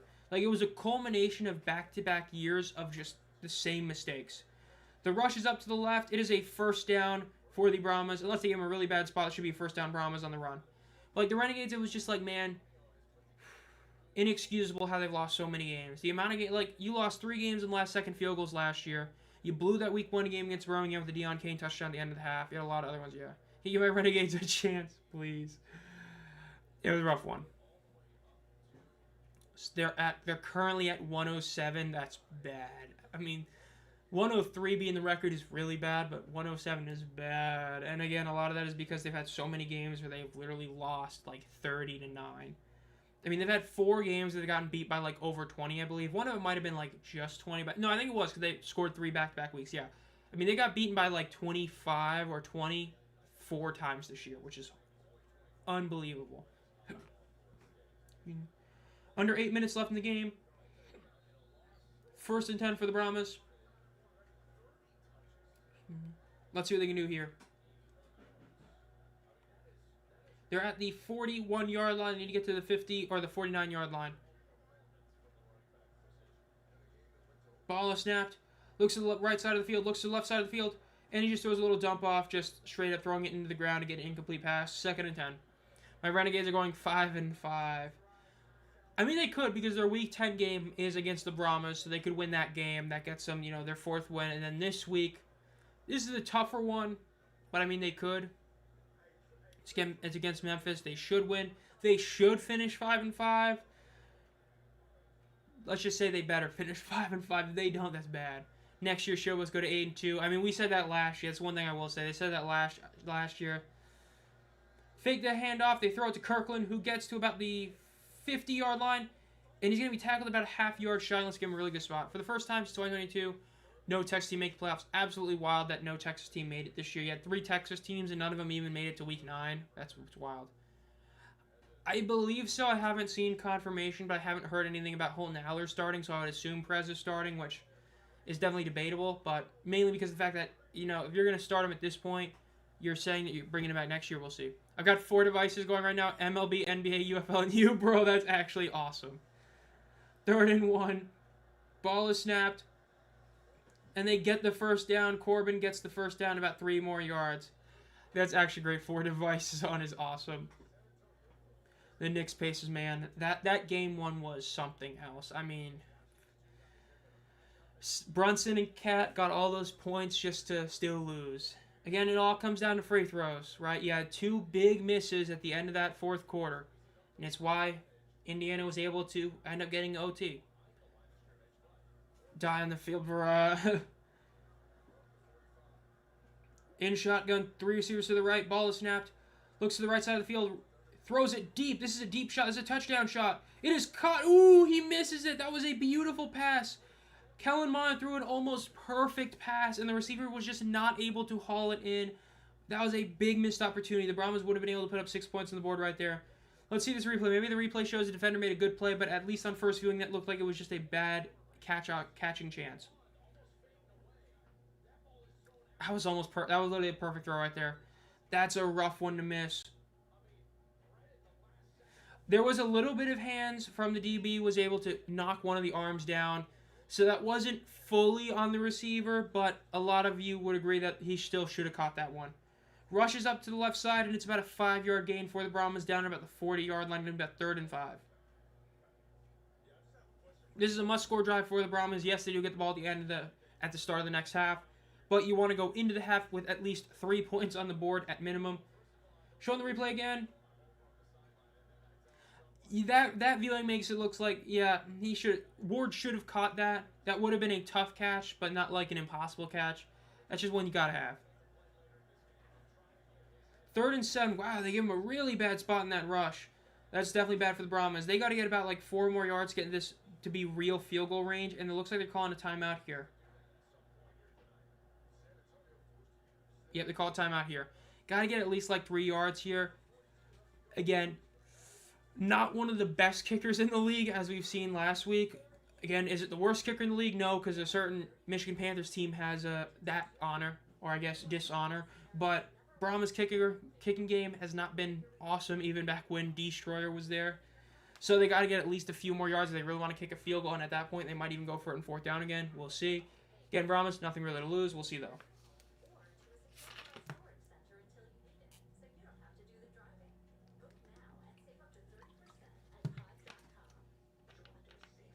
In this game so far, time-wise, though, is looking to go solid. Call St. Louis frauds, but at least they ate the Renegades. I still can't believe how the season's gone. I mean, this season, I mean, in a lot of ways, it reminds me of Kobe Bryant. You know, back when, you know, the tragedy happened where he passed away, everybody viewed him as like a top 3 player and was overrating him as hell. But then, like, after a year, everybody started getting upset about that and then started underrating him, calling him, like, the 14th best player all time, which is, like, no, he's top 10 all time. The Battlehawks feel like that this season. Like, so many people overhyped them so much last year, especially, and heading into this season. And then they started to prove that they're actually that good, and then everybody's putting them, like, low on their rankings. Like, I pre-fired that one. I said I knew there was going to be so many people putting DC above St. Louis for no reason. St. Louis beat the Stallions. DC beat the Renegades. Yet so many people put DC above St. Louis. I was like, bruh, come on. I knew that was going to happen.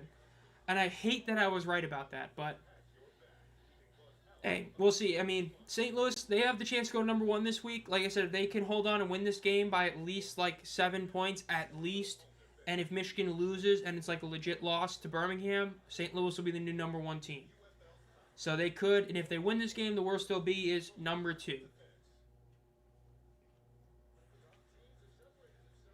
That's what I would say. I mean, I think it's wild how many people have been underrating this Brahmas team recently. Or not the Brahmas, the Battlehawks. I just don't get it. Definitely aggravating.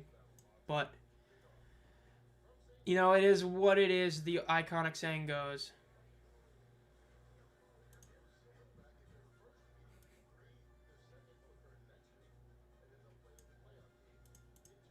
Let's see. Go over here, trying to look at some stuff right now.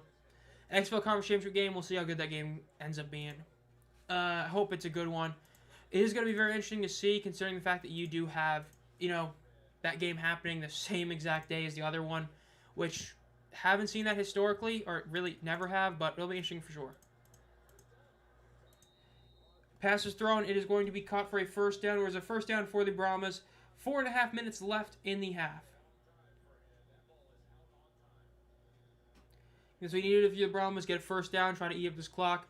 You do not want St. Louis to score again, but due to how much time there is left, St. Louis basically controls their own destiny in getting at least some sort of points on the board, so we'll see. Team bounce this year in and out. Seems to be balanced year in and year out. Balanced year in and year out. I would not agree with that only because last year's offense, that second half of the season, rushes up the middle.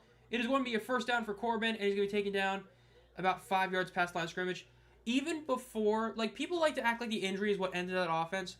That offense last year had really like 2 or 3 good weeks, and then the rest of the season was kind of disappointing. But their defense, my God, that defense last year was so good. And I mean, they proved it in the playoffs. I mean, the defense is what really carried them. This year, I would fully agree. They have, when it's rolling, a great ground game. A passing game that, again, when Duggan has time in the pocket, is great.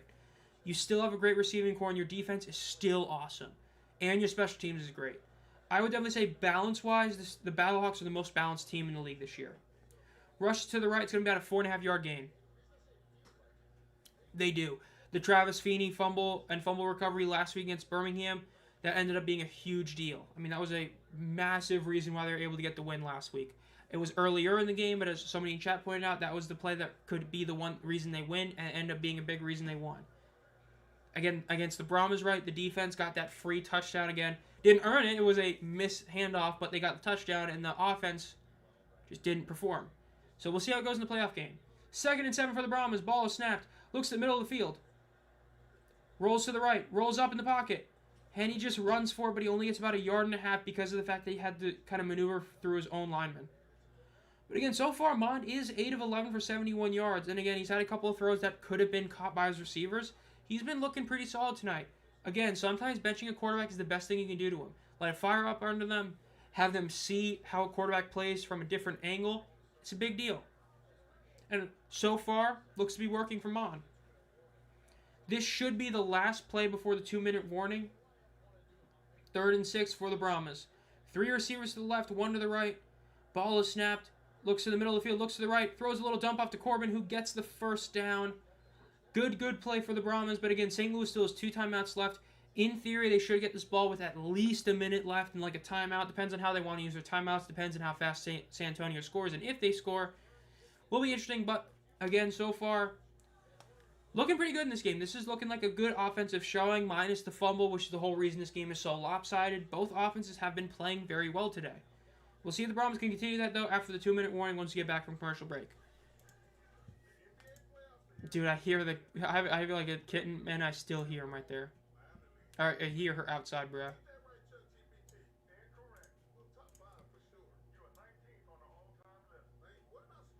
Dallas, bro. Why is it that I go on Twitter and I see a guy wearing an otter mask? That's actually wild. Dak Prescott. Dude, I hate seeing Dak Prescott stuff in my feed. I do not want to see that overrated QB for that plays for Dallas on my feed at all. Oh, great. Camera's unfocused. Let's go.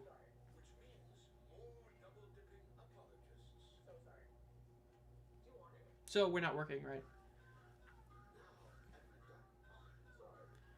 Well, you know what? It's not as unfocused as it was last week. If you know, you know. So, at least it's not that bad. But, I mean, hey, we're in commercial breaks. It's not like it really matters either. Again, man, the Brahmas need to score here. If they don't score here, it's bad. I mean, saying they need to score here. So, again, if you get stuck at 4th down, it's debatable on whether or not you should at least just kick a field goal because you do get the ball at half. So, if you kick a field goal and you're able to stop St. Louis, that makes it a 12-point game. It takes almost the same. Agreed about Dak. So if you do end up kicking the field goal, it's a 12-point game, which obviously isn't great. But that means that not counting extra points, it's just 2 touchdowns, which is solid. So you do want a touchdown, but because you get the ball at half, it does help you out a lot there. Come on, camera. I know you can do this. I believe in you. I don't believe in you as much anymore, camera.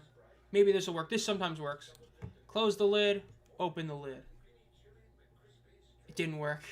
Worth a try. So we're in, instead of like, what is it, 1080p, we're in about like, I think, 720 or 440. No, 6, whatever.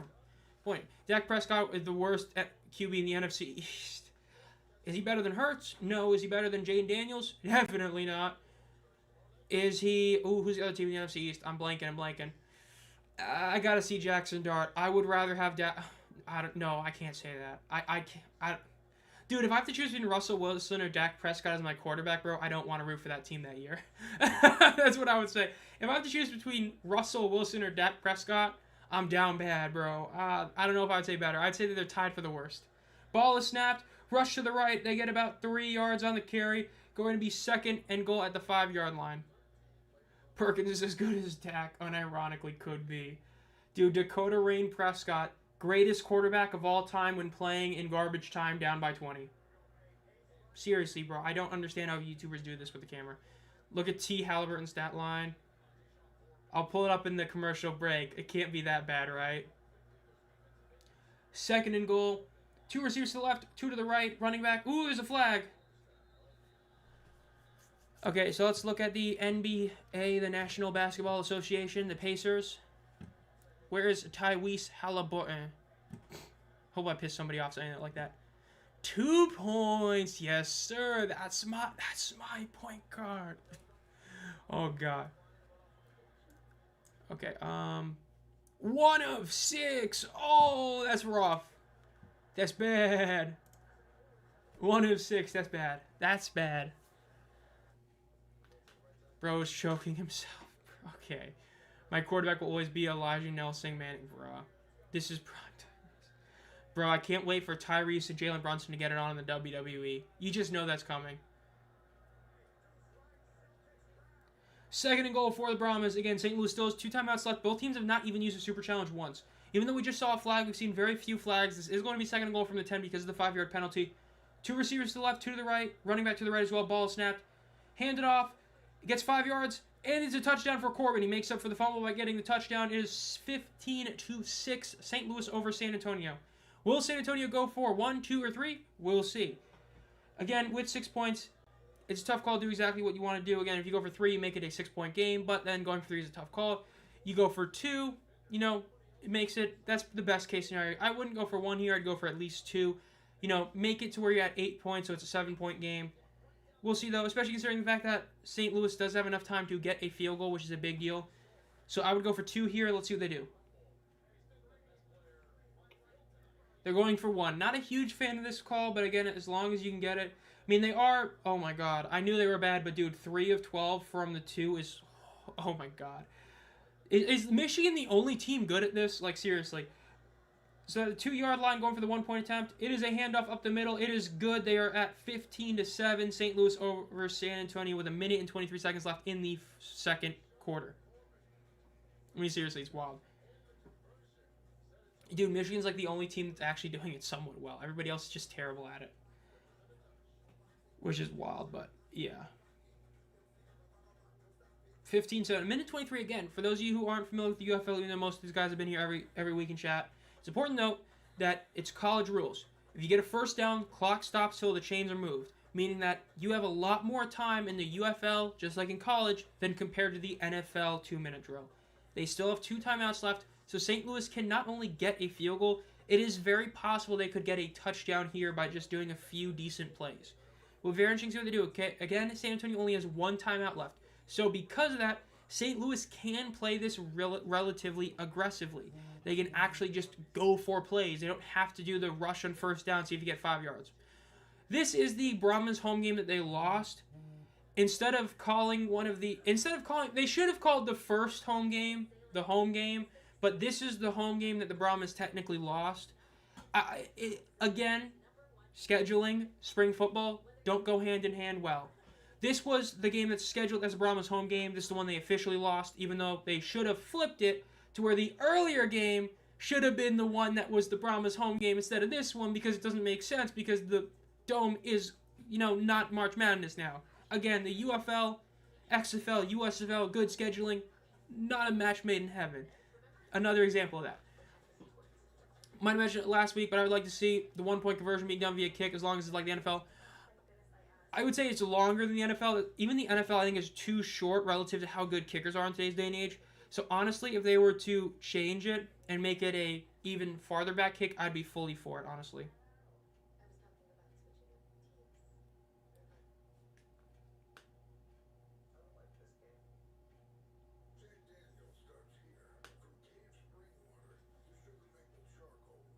Dude, I hate autocorrect sometimes. At first I thought strong crowd is San Antonio. Yeah, it really is wild that they did this instead of having it the other way around. Because for those of you who don't remember, the first Battlehawks Brahmas game was in the first 4 weeks of the season. And that is when it should have been called a Brahmas home game, because that is, during March Madness, which is why the Brahmas only had 4 home games. For some reason they did that. Dak has the same amount of Super Bowls as the Giants the past decade, bro. I will say, I know I've talked about people I know, dude. If the Knicks win the championship, dude, New York is literally going to shut down for like a week. I don't think people realize that New York has not seen a championship in a major league since the Giants in like 2011. Like if the Knicks get it done, especially the Knicks. Oh my God, the Knicks and the Rangers. If one of those two teams were to win, it ain't gonna be the Rangers, obviously. But if the Knicks get it done, that city's gonna literally explode. Like you thought Philly was bad. You thought the Vancouver riots were bad when Vancouver lost both times? Dude, if New York wins... oh my God. Returns to the 20. To the 25. Cuts to the left. Cuts to the middle of the field. Keeps going to the left. Tries to make a move. Gets tackled at about the 33-yard line. Minute 16 seconds left. Again, St. Louis is playing for something. If they lose, it means DC can clinch the 1 seed. Obviously, the game is still going to be in St. Louis, but that means that DC would get the ability to defer as well as the other home field advantage that they would get while not being at their home field. So St. Louis does have to win this game to stay alive in the 1 seed race. There is a minute and 16 seconds left. St. Louis has 2 timeouts left. San Antonio only has 1, so St. Louis does not have to play basic, run it up the middle kind of thing. They can go all out to try and get in the field goal range. Ball is snapped. Looks to the right side of the field. Quick throw. It is going to be caught by Hakeem Butler, but it's only going to be a few-yard gain. They're going to have to move quick, which they are doing. Not calling a timeout. I'm actually agreeing with this. Save your timeouts. Just kind of get back to the line of scrimmage quickly. Try to call this play with a little under a minute. 59 seconds left. Ball is snapped. Throws over the middle again to Hakeem Butler, and it's a first down. Really good play right there by the Battlehawks. Again, clock's going to stop for a few seconds. Lets you go back to the line of scrimmage fast. Actually call a play. Do a mini huddle up. So far, solid opening drive right there. Ball is snapped. Only cut off at less than 10 seconds, which is good for them. Throws while getting hit, and it's going to be caught by Ja'Cour Pearson, making the good catch right there. Again, clock's going to stop for a few seconds until it gets moved. So, big deal there. Looks like somebody might have just called timeout there. Again, really solid drive for the Battlehawks right there. Max was getting pressured, got the throw off. That's something that he hasn't been able to do. When he's been pressured, he hasn't gotten the throws off. Right there, that's what you want to see. That's him improving week to week. If he can keep doing that, this Battlehawks team is a very real shot at winning the championship. Really, really good play by the Battlehawks right there. You know, if that was a hit to Mahomes, bro, that defender, he would be suspended for about 3 games and fined about $20 billion by the NFL if he did that to Mahomes. Okay, I know, seriously though, really solid drive of the Battlehawks right now. Again, utilizing the fact that you just have to get first downs. As long as you keep getting first downs, you're fine. Yes, that first play, because how much time you had, was fine, but at this point, you want to go for first downs, but yeah. Johnson winning Super Bowl fee families, dude, stay out of New York if they win. The Knicks win the championship, bro. Yeah, you better be out of there. Big stat line they're showing. Duggan has not ran the football once today, and they're still doing this good. That's a big deal for the Battlehawks. In shotgun, ball is snapped. Looks to the middle of the field. Looks to the left side of the field. Looks to the right. Throws it to the right. It's a dump off to Ja'Cour Pearson, who gets to the right, and he goes out of bounds. He gets about 6 yards total, and he goes out of bounds. 34 seconds left. You still have one more timeout left. They did use one on that last play, but they got a timeout left, and they've got 34 seconds left on second down. Try to get the first down here. Try to get it closer and closer. Maybe take 1 or 2 shots in the end zone, depending on how many yards you get in this play and the next play. We'll see. Staying at NYC isn't a bad idea on their normal losing day, bruh. 2nd and 5. In shotgun. 3 receivers to the left. Ball is snapped. Duggan looks to the left side of the field.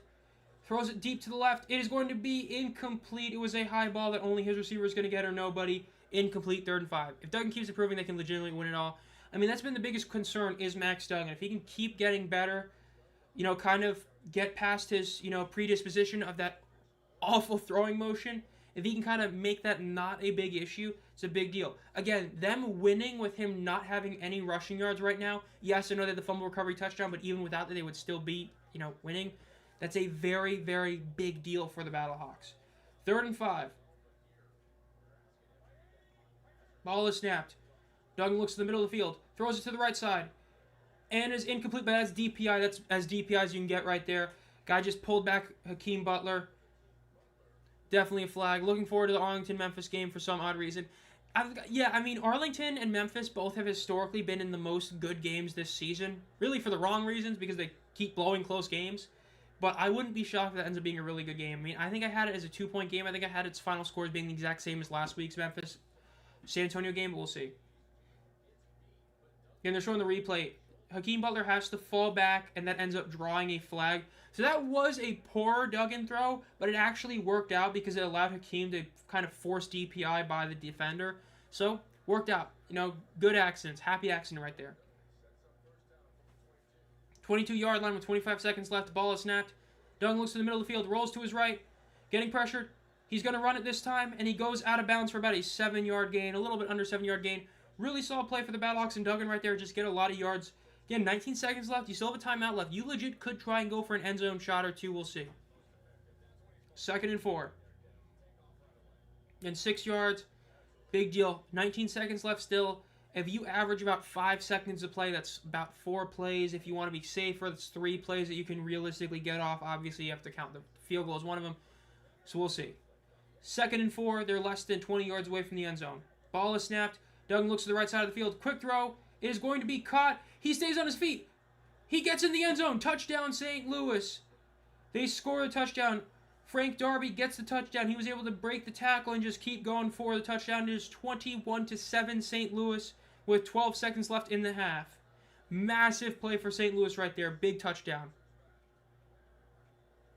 12 seconds left. Brahmas are just going to end up kneeling it, going to half more than likely. That's a huge play for St. Louis. If you're a St. Louis fan, you needed to see that right there. That's that confirmation. Bam, you got a huge win right there, or a huge win at the halftime, as you want to see. Absolutely wild. Yeah, Duggan just got to throw off to him, and he got in the end zone.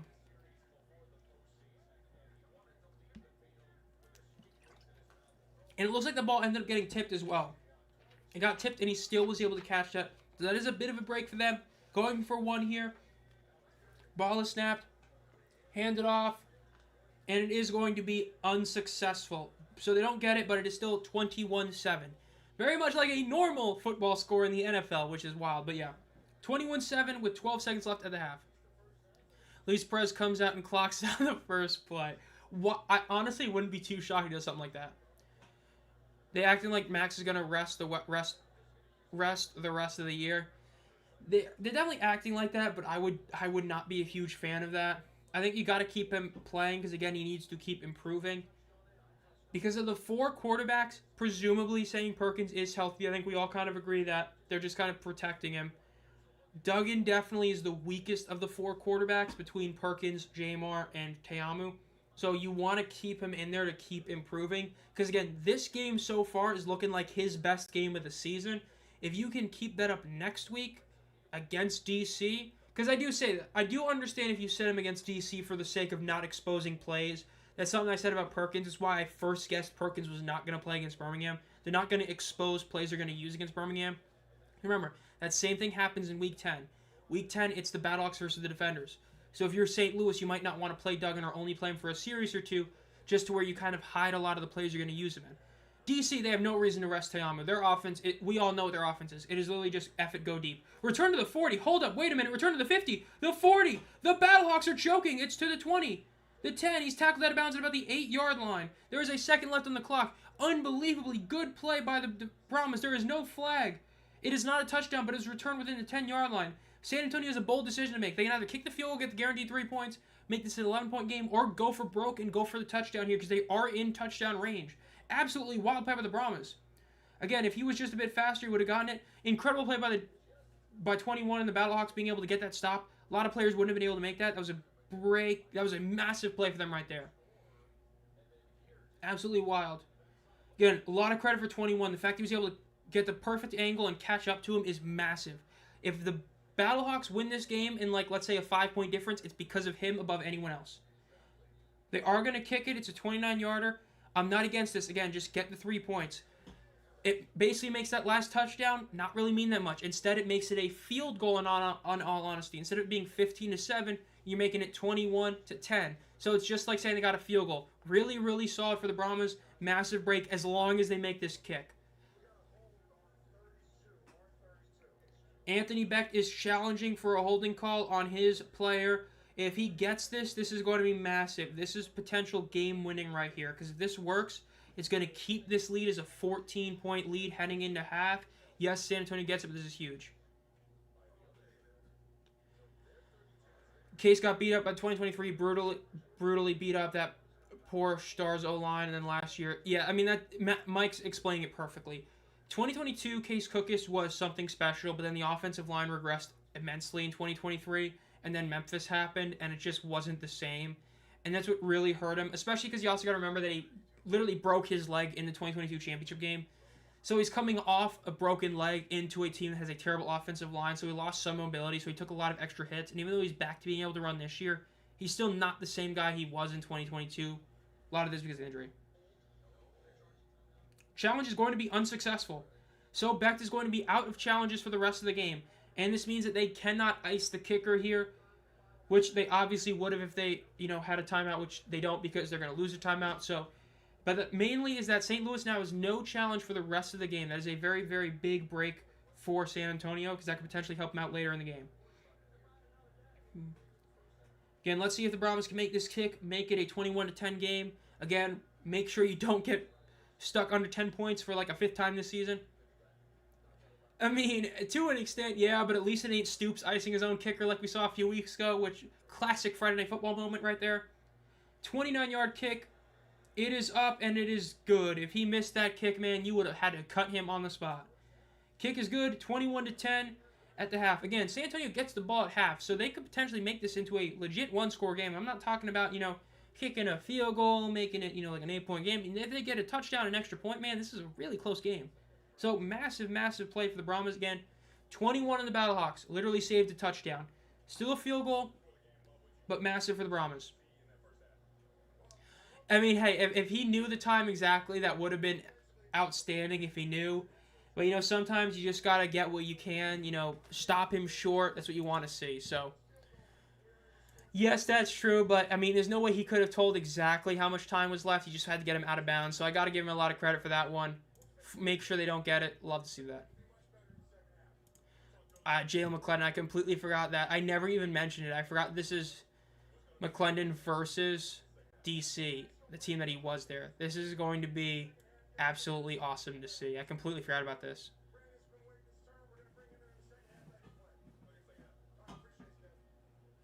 That's going to be great.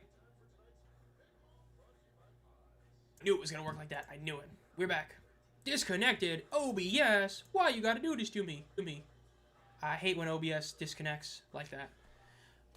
We back though. QB change St. Louis in the second half. What's up from Portland, Oregon? Originally from Michigan. Sup, Forrest? Alright, bye. I'm always here in the first half.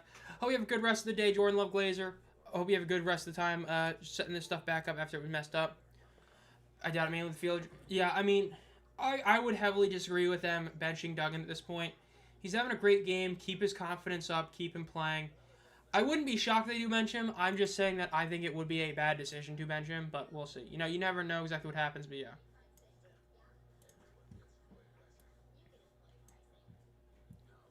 They turned off the Knicks game at Citi Field. How could they? No surprise, bro. James Larson didn't have to say that. Yeah, let's do some halftime checks while we're in halftime. So the NHL game, that's the second most important, or the third most important game on right now for us, is 1-0. I already forgot, and it's not loading. Oilers over the Stars. Wow, Hopkins with the goal. I'm actually shocked at that one. So they've got the lead, though they did blow a 2-goal lead like literally 2 days ago. Pacers-Knicks is tied at halftime. Tyrese Halliburton is putting up a masterclass of 2 points on the day. Pascal Siakam has literally half the points of Indiana. Karl Anthony Towns has 12 points. Jalen Brunson has 17 points. And 1, 2, 3, 4, 5, 6, 7. Wow, they got 8 players playing. That's pretty shocking. Usually they only play about like 7. So that is the scores going on right now. When they back said the backup, yeah, I think I was focused on issues. I'm not a huge fan of that. I mean, it should be Cordero, I believe. I believe he is healthy. I know he was on the active roster. Definitely is a big L for the Battlehawks because he had a really good performance there, but yeah. Down but not out. Brandon Silvers will start for the Battlehawks. That's actually wild. That is a legend right there. An OG spring football player. Now, this is a controversial decision in a lot of ways. Because, number one, does this mean you're going to rest Duggan next week as well? You're going to play him a little bit? will we see? Brandon Silvers, the classic Brandon Silvers. I would laugh so hard if the Battlehawks lose to the 1-7 Brahmas. True. I'm not shocked about what the Pacers are doing to New York. I'm not shocked about what Pacers are doing to New York. A little surprised. I mean, when you lose the way they lost 2 days ago, I believe it was 2 days ago, I mean, that's a rough way to lose. Blowing that, like, an 11-point lead in, like, a minute. If Wilkins were still playing, it would be a good question. Because Wilkins, the best way to view it is both on the ground, they're both incredible runners. So I would say they're almost even. I'd give a slight edge to Manny, but they're both even. Now, in terms of pure accuracy, when they get their throw off, Duggan is a more accurate passer. The issue is because of his throwing motion, he very rarely gets to actually make that accurate pass. So it'll be a tough call, but honestly, I think they'd be pretty similar to where they were in the beginning of the season, honestly. That's what I would honestly have to say. They'd be basically where they are right now.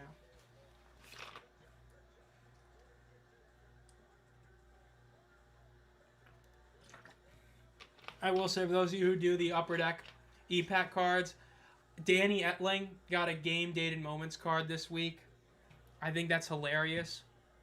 Like, I knew he played well, but, like, seriously, I can't believe they gave Danny Etling a card this week. I think it's great. For all the wrong reasons, but... let's see, search. Can I search messages in here? I don't think so.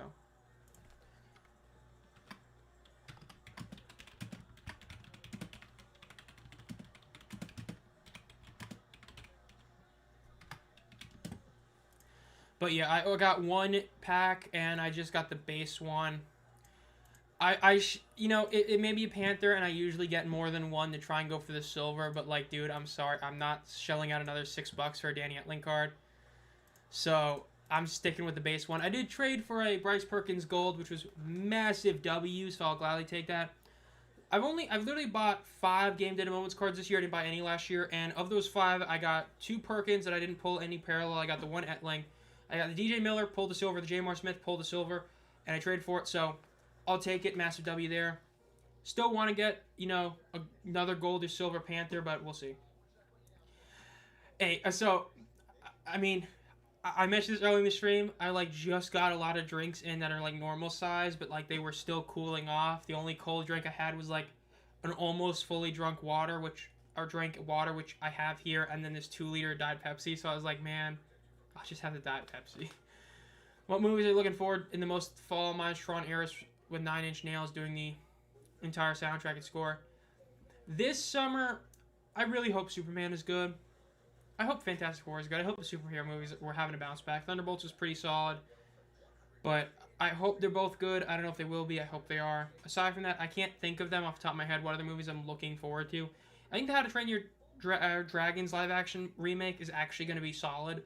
Because at least the trailers make it look like it's going to be pretty, cut and paste from the original source material of the original movie, which is the big issue that Disney has not been doing with their movies, where they keep changing it. It's like, if you're going to remake it, don't remaster it. So I think that's actually going to be pretty solid. Will I see it? I don't know, but I think it's going to be solid. Bad Guys was a really good movie. Bad Guys 2, I hope, is solid as well. For an anime movie like that, usually not a huge fan of them, but that first one was a really solid movie. Definitely a good watch. I hope the second one is good. Can't think of the other ones. Trailers look good. I do agree. The trailers look solid. Again, if it was anyone else directing it, I'd be very concerned about the fact that you have Guy Gardner in it. You have Mr. Terrific in it. You have a lot of people in it. But James Gunn, he can make it work because we've seen him do things like that in the past. So I hope it ends up being solid. I'm definitely looking forward to it more than Fantastic Four. But we'll see how good it ends up being. I hope it's solid, though. I really do.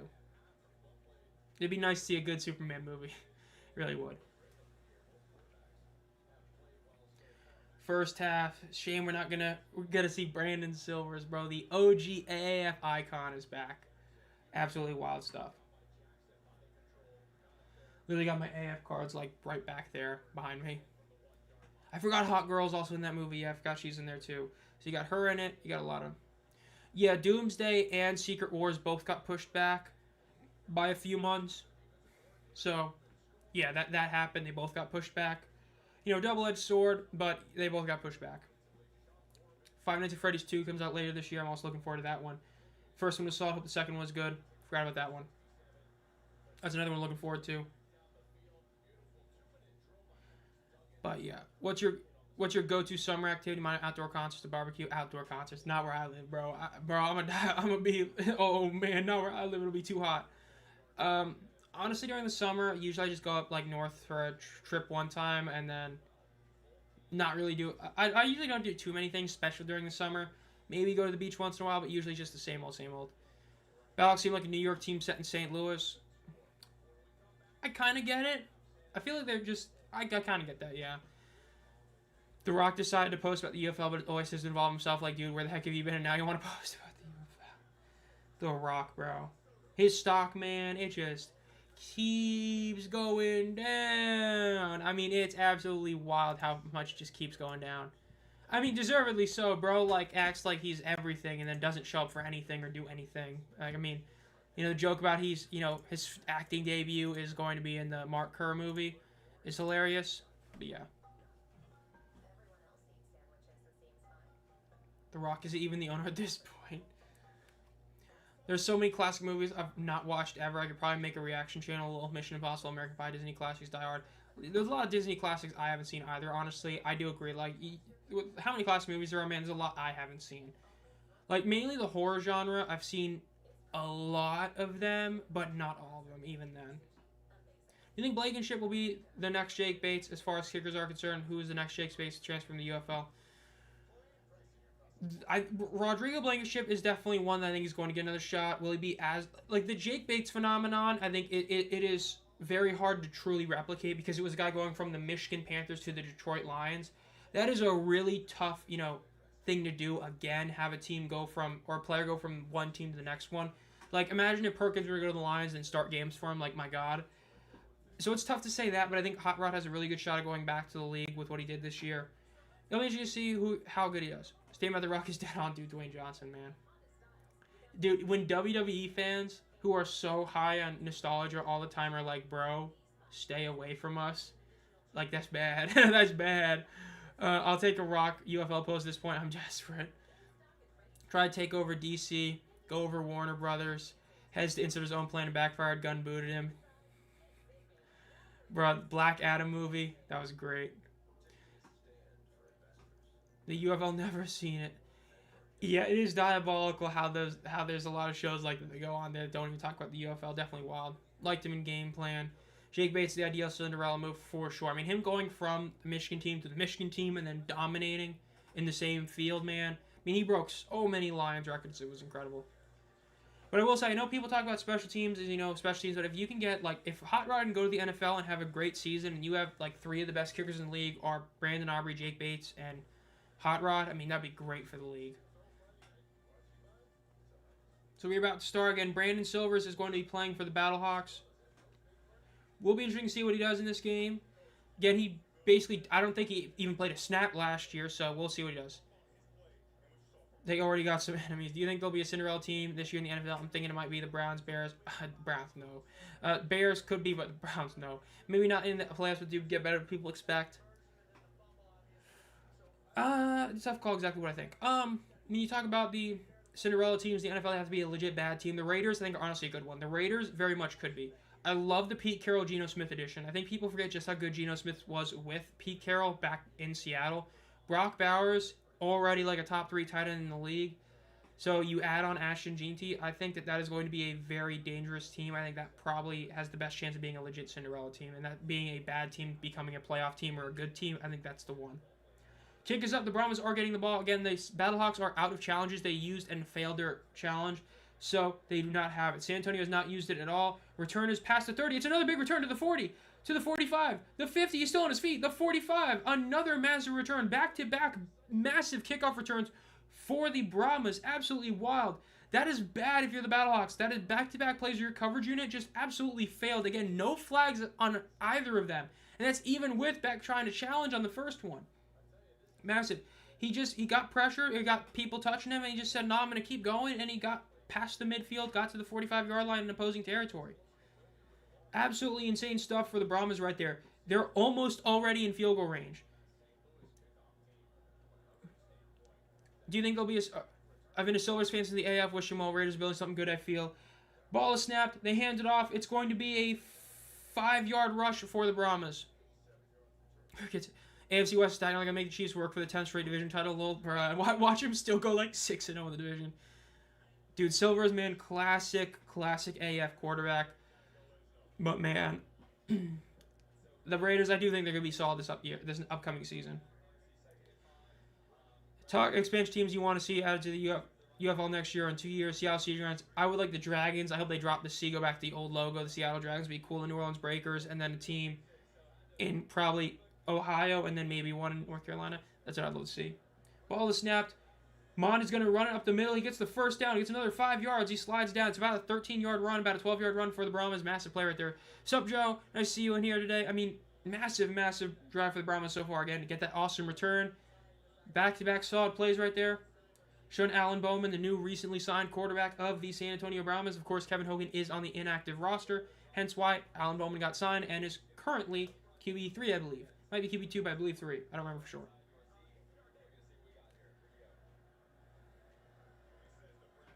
First and 10 for the Brahmas. In shotgun, 2 receivers on both sides of the ball. Running back to his right. Ball is snapped. Looks to the right side of the field. Throws it. It is going to be a diving catch.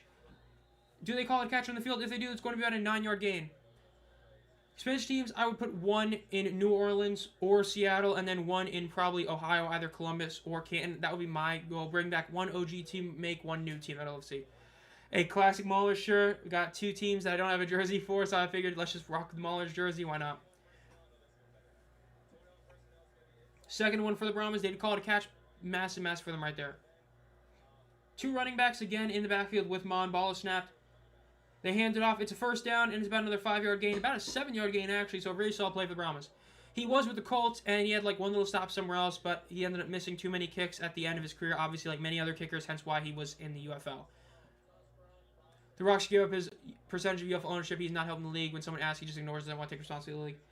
I mean, hey, if there's somebody else who'd be willing to buy it, I would fully agree because, I mean, he's basically just shelling the money out for Danny. That's what it really comes down to. He's just, being the guy who's shelling out for Danny Garcia to be the owner. That's what it really is. First and 10. Mond is in shotgun. 1 man, 2 is left in the backfield with him. Ball is snapped. Handed off. Is going to be a rush up the middle. Gets about a yard on the ground. Not a great run for him. Second and about 9. Still showing Alan Bowman on the sideline right now. It is great having this stuff for the backup QBs and the coaches talking to the people. It is definitely a good thing. I do agree. It is cool when they do that. Second and 9 for the Brahmas. Been a little over a 3-minute opening drive despite getting the ball past midfield. Again, we saw a couple of really long drives to start the game in the first quarter. Let's see what the Brahmas can do here. Ball is snapped. Looks to the middle of the field. Throws it as he gets hit. And is going to be incomplete. Again, he got pressured and got hit basically as he was throwing it. Took the hit like a champ, but it was an incomplete pass. 3rd and 9. Again, a field goal makes this an 8-point game. So if you get a field goal, you definitely take that, especially considering that you shouldn't even score at the end of the half in the first half, but you got the great return. We're able to keep the field goal to make it a closer game, so we'll see. Juan Soto, bro. Dude, the Yankees, man. I know Yankees fans that are pissed even now about Juan Soto leaving to go to the Mets. 3rd and 9 for the Brahmas. 3 receivers to the left, 1 to the right, 1 running back to the right in the backfield with Mon. Ball is snapped. Looks to the right side of the field. Throws it.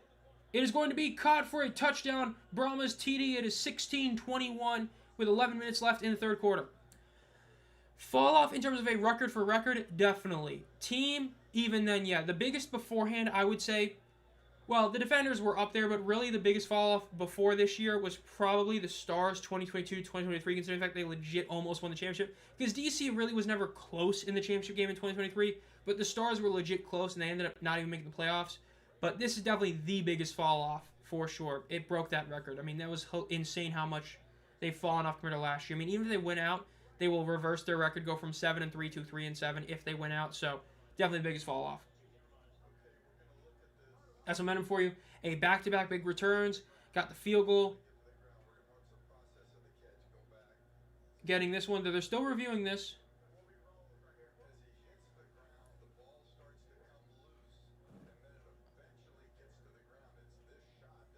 Let's see.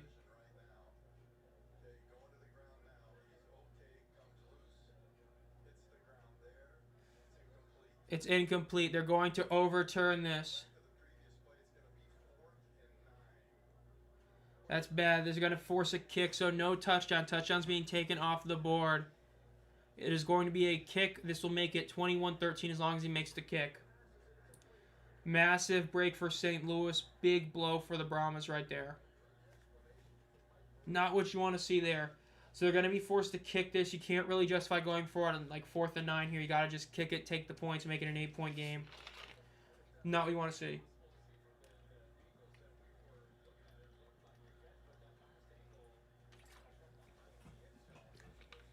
Hate to see that.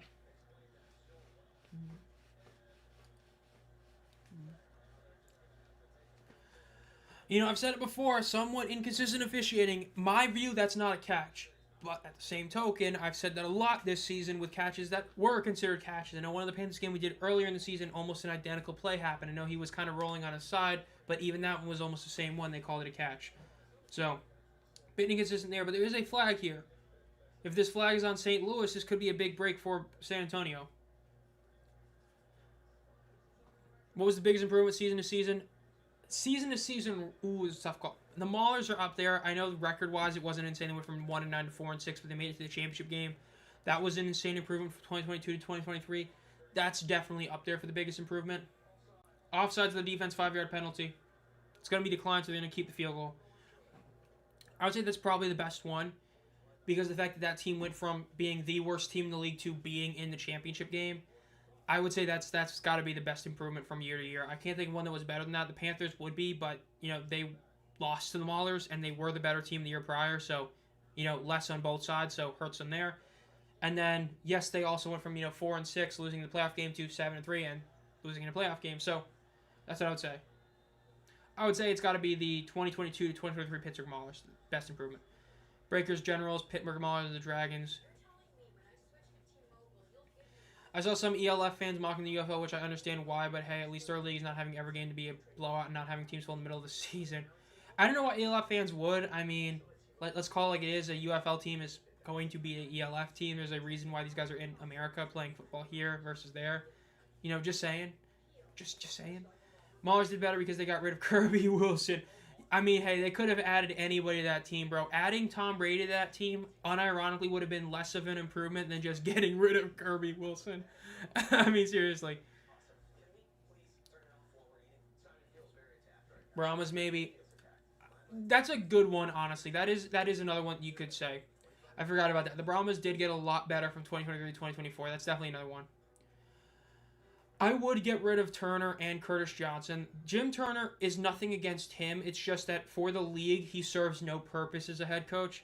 He's not a true veteran head coach like a Skip Holtz, like a Jim Haslett was, who, is either trying to go back to college or the NFL or just trying to stay as a head coach. He's not a young up-and-comer who'd get a better job. He just doesn't fit the mold whatsoever, so definitely. Curtis Johnson, I mean, come on. Bob Stoops, I'd also bring him out. That's 3 I'd get rid of right there, and I'd probably keep the rest. Let me think. Shannon Harris, if I could, yes. Payne Party, yes. Nolan, yes. Skip, yes. Beck, yes. Yeah, I would say those 3 are the ones that, if they were to get rid of 3 coaches, those are the 3 they need to get rid of. Pretty much for different reasons. One of them is for absolute choke. Well, 2 of them are pretty similar, and then there's Jim Turner, which is nothing against him, he just doesn't fit the league. But yeah. Would you really relocate Memphis? It's a tough call. It looks like they're not going to do it, but I mean, I go by the year of 3s. This was year 3. Kept getting worse, but the team sucked. Popping in to say hi, sub format. Hope you guys enjoy the game. Can't stay though since I'm at work. Man, hate seeing that at work during the night. But hey, it's been a game. I mean, this isn't like an incredible game. This isn't, which again, last week's was insane, or the Memphis-Birmingham game. But this has still been a solid game. I mean, San Antonio made 2 absolutely monumental kickoff returns, and they're huge, basically giving them, 6 points on the board.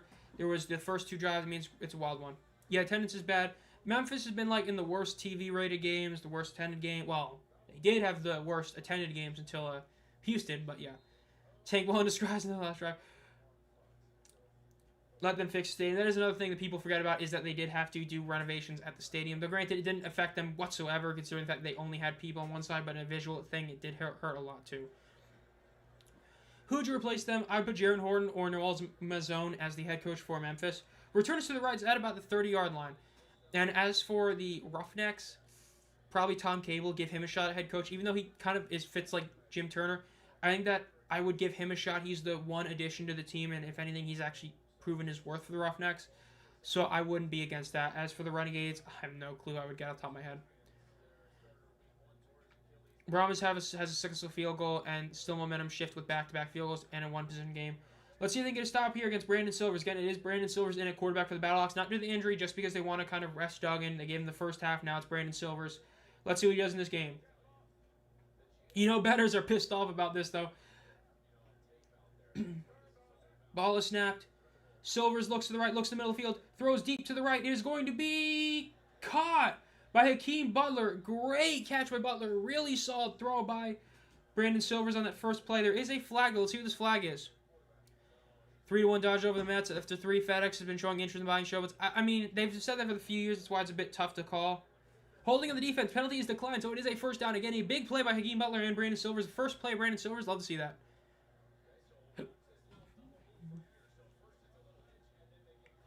Fans on the broken side of the stadium. Oof. That is definitely rough. It's just the Memphis Stadium. It definitely sucks. I know that's part of the issues with Lumen Field, but yeah. What if the UFL should give the keys to FedEx owner and take control of Memphis Showboats like he puts money on the team? Yeah, but I mean, you can't do it in that regard because then you just spend a ton of money and build a team. Rushes up the middle. There's a first down for the Battlehawks. I would not expect to see Jacob Sayers play it all the rest of the game as an FY. Obviously, the resting starters. Yeah. I mean, you can't do like a salary cap kind of thing until you have an owner for each team, but you can't have them just kind of, put in some money, but yeah. Might have to have a conversation. Brandon Silvers, absolutely great play in that first pass. Let's see if they can keep this up.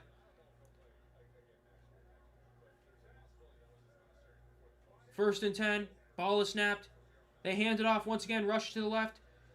He gets tackled, but he breaks the first one, but the next 2 guys get him. It's going to be about a 1 to a 2 yard gain on first down. They are in field goal range, though. Again, had that great throw by Brandon Silvers to Hakeem Butler, which you love to see. 2nd and 9 for the St. Louis Battlehawks. Yeah, this is the USFL. Bro, spending money. Bro, the owner of FedEx just saying, hey, random backup or third string NFL quarterback, I'll spot you a couple milli if you come play in the UFL. 2nd and 9 for the Battlehawks. 2 receivers to the right, 2 to the left. They hand it off once again. It's a rush up the middle, but they end up getting about 7 yards on the play. Really solid play. It's going to be about 3rd and 2. Maybe they're going to call it 3rd and 3, which will be long. We'll see. We start going to games once the 2 teams merge. Yeah, I mean, the fact that it wasn't just Rice Stadium, it was just, their team. Like, they butchered that market. I know it's something that I've talked about a lot, but yeah. Sup, teaser, Steven. Silver's still got a chuck or 2 left in him. I mean, that was a great throw. If he can keep this up, man, you might get people wanting him to be the starter, unironically. 3rd and 2 for the Battlehawks. Again, with him playing now, it all but confirms he's going to be the backup, not Cordero, in the playoffs as an FY, obviously. Ball is snapped. Quick pass to the right. It is going to be caught to Ja'Cory Pearson, who only gets about a yard. Ooh, but they're saying he wasn't down, so they're giving him the first down. Great play by Ja'Cory Pearson. Just keep going. Do you think the Brahmas have a chance? Well, the Battlehawks decided to sit Max Duggan for the rest of this game, which presumably means that Jacob Sayers is also sitting the rest of the game, so it is going to be their backup running back and backup QB, Brandon Silvers, in on the game. So in theory, San Antonio should have a shot, but they're already down by 8, and St. Louis is in field goal range, so it will be a tough hill to climb out of. But they still could get it done because of the fact that they're having backups. I think that if Manny Wilkins didn't get hurt, they'd be about the same. I don't look at Wilkins versus Duggan as really that much of an improvement or a deprovement. They're both great on the ground, and they're both inconsistent passers, though for different reasons. Manny is just inherently inaccurate, whereas Duggan just has a really awkward throwing motion that makes him inaccurate. So I honestly think they'd be pretty much around the same spot where they are right now if he was healthy, honestly. It was reviewed. They are going to call it short. Again, it looked at first viewing that he was short, but they gave him the line of game, but it's going to be short. So they are going to have to kick a field goal here, which will give it, a 24-13 game. So it will be a good field goal to counter the one that the Brahmas just got, but it will stop in touchdown. We'll stream the Memphis game. I will not be streaming that one. The other game I'm streaming this week is going to be the Panthers versus the Stallions. That is the other game I'm streaming this week. No, they don't have a shot. No, really. Yeah, Steven does not want to buy into the hopium whatsoever. I think Battlehawks are putting for 4th and 2. Dude, I was a mean quarterback at high school, bro, back in the olden days. And I'm not talking about the high school college or the high school team. I'm talking about the high school gym class, bro. I was a demon, bro. Bro, no. The OG Thanksgiving flag football games, we did flag football, man. I was a mean quarterback, bro. I was good.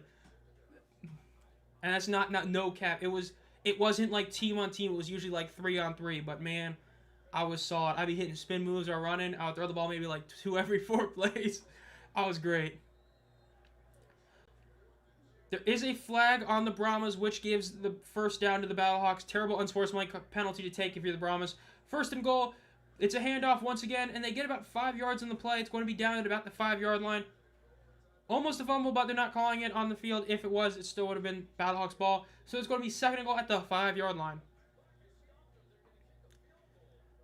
I know this is not going to happen. Imagine the 2030s Battlehawks against an NFL team. I mean, hey, we've seen stranger things happen in sports history, so never say never. Did you see DC's last game? There's so many fans. That was a great one. That DC crowd was really good. That was a great crowd. I hope DC has another one next week against the Battlehawks. That'd be great. The rush is to the right. Howard gets tackled initially, but keeps moving and get back to the line of scrimmage. So it's going to be about third and goal from the 5-yard line. I'm really not a fan of how much they're running the ball. I'd like to see Silvers throw the ball some more. Again, when you put Silvers in, you're not trying to win this game. You're just trying to get your backup some time in. Worst case scenario is Duggan gets hurt, and then Silvers has barely thrown the football. I'd like to see him throw the ball some more. Hey, yo, Williams on the Brahmas, chill out.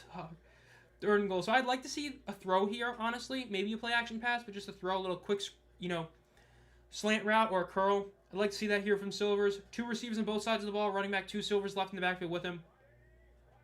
Ball is snapped. It is a quick little screen pass, but it gets blocked at the line of scrimmage. Called that one, but wasn't able to get it. So they're going to kick the field goal anyway. So massive break by the Brahmas defense, being able to stop Battlehawks. Force this field goal. Let's see it.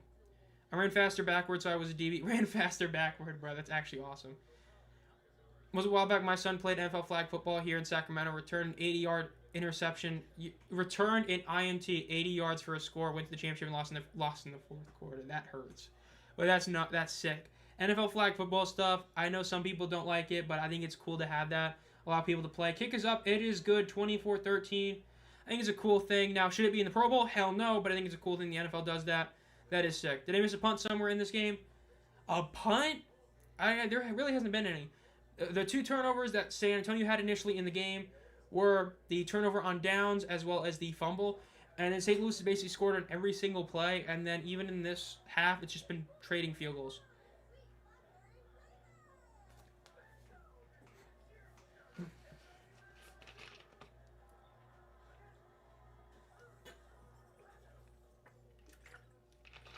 What ad did I just get? That is an ad I don't need to see again, dude. Some of these Dr. Pepper ads, man, they're diabolical. Commercial break, NBA and NHL check. 81-81 in the end of the third quarter. Tyrese is up to double-digit points. I can't believe it. Brunson is up to 26 points. You're all NBA teams. I did not see this. Let me see. How pissed off am I about to get? Okay, Jokic, good. Giannis, good. Donovan, Jason Tatum. So, we're just awarding it to anybody now. Evan Mobley, second team. LeBron, second team. AE, second team. Steph, Brunson. Cade, Tyrese, James Harden. I would say you didn't deserve it. I'm just laughing that I see James Harden. Wow, they gave Jalen Williams it. I'm actually shocked at that. Cat, that's cool to see, but Jason Tatum, first team, bro. Jason Tatum gets rewarded for doing nothing all season, bro. I hope he comes back from his Achilles tear, but, bro, Jason Tatum, man. 3-0 at the end of the second for the Oilers over the Stars. Let's see. Kulak got a goal, and so did Connor Brown. Bro, imagine saying those are 3 guys going to score. That's absolutely wild. Are you a Hornets fan? Thank God, no. No. Did you ever play ball, Zomb? I was on a legit football team for 1 year in middle school. I just never played. I wasn't a fan of playing. Basically, the sports I enjoyed playing, I hated watching, and the sports I loved watching, I hated playing. Baseball was the sport I enjoyed the most playing, and I hated actually watching. I wasn't on, a school team for that, though I really should have been. That was a mistake. I almost have no regrets in high school. I do ever regret high school when it comes to baseball. I easily would have made a team that won those years. I was on like a higher level rec league, and like one of the last seasons, I struck out one time the entire season. Like obviously I would hit and it would get out and stuff, but I was a great average hitter in high school age rec league. I was an outstanding hitter, average hitter I should say. Not like I was not a power hitter. You would think I was. I was just a good average hitter. With Bro Linebacker College, no man drinks 5 liters of soda. Hornets of the Browns, the NBA. That might honestly be dissing the Browns. The Hornets suck, and they've pretty much always sucked. Even when they were in the playoffs, it's because the East was so awful, and we got beat every year. I can't spell tonight. Party saw this ad before he called the trick play last week. I don't like the new Dr. Pepper. I haven't had regular Dr. Pepper in a long time, honestly. They have not announced the attendance yet. It usually comes out around the middle of the way, the fourth quarter, so we're about like 10-ish minutes of game time away from that coming out. So wait till probably about like 10:30 and that should come out. So we don't have that yet officially. It is expected to be less than any other Battlehawks game this season because this officially was a Brahmas home game. So season ticket holders did not get this game essentially like normal. So expect attendance to be less than what it usually is for the Battlehawks, but that is not because of St. Louis, it's because of that. And only team is the Mets. Pretty much the teams that I really connected with certain players or teams that I ended up being a fan of. And so, Mets are that team. 1st and 10, ball is snapped. Handoff up the middle. They get about 5 yards on the carry. Solid play for them right there. Let me just say, man, I hated watching that NLCS last year. That was rough. We just got our asses handed to us by the Dodgers. I mean, that was rough. Yeah.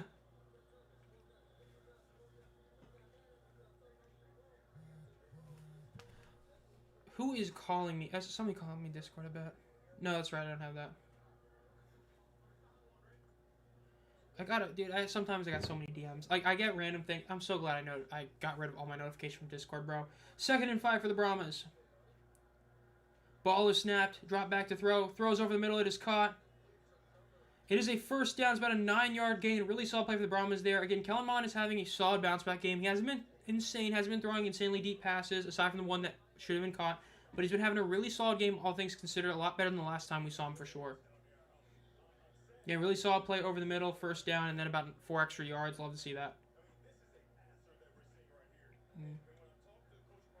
Almost at the midfield. They're about 1-2 yards shy, depending on when they spot him. They are going to spot him about 1.5 yards shy of the midfield.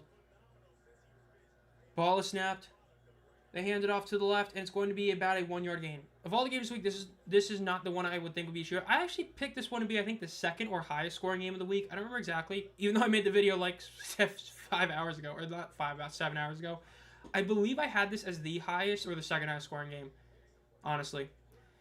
It's even crazy that you have an insane rant in your favorite XL team out of all. I mean, like I said, hey, when you really like a team and they do something bad, I mean, I could make a awful video on the Hurricanes right now if I wanted to. That would be a half-hour rant if I wanted to. Ball is snapped. Looks to the right. They throw it. It's going to be almost intercepted, but this could be a flag. Ooh, the attendance is already up. Wow, and it's that good? I'm honestly shocked at that. I am honestly shocked in a good way.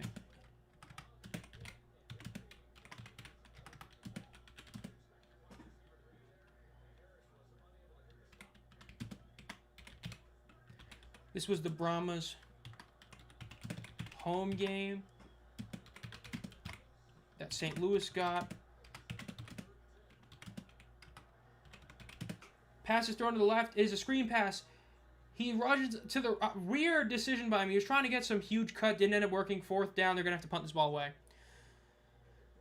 So no huge boost from season ticket members. Yet they still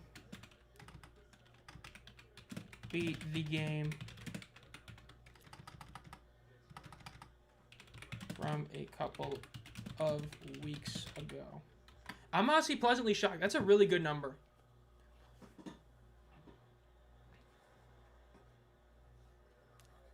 I mean, this is not their lowest game of the season. This is actually a really good one. That's a really good number for the Battlehawks, honestly. Incredible. I was expecting this to be under 25K. The fact that this did that well is really impressive. This, I would say, is arguably the second most impressive single number of the season. Obviously, number one is like the 11K in Michigan. Nobody saw that coming. That's got to be the second most impressive number of the season, honestly.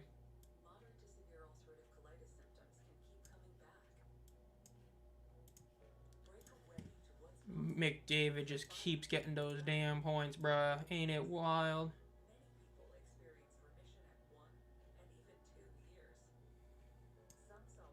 Let's see what people are commenting under that. Oop, did not mean to click that. That was a misinput, guys. Misinput.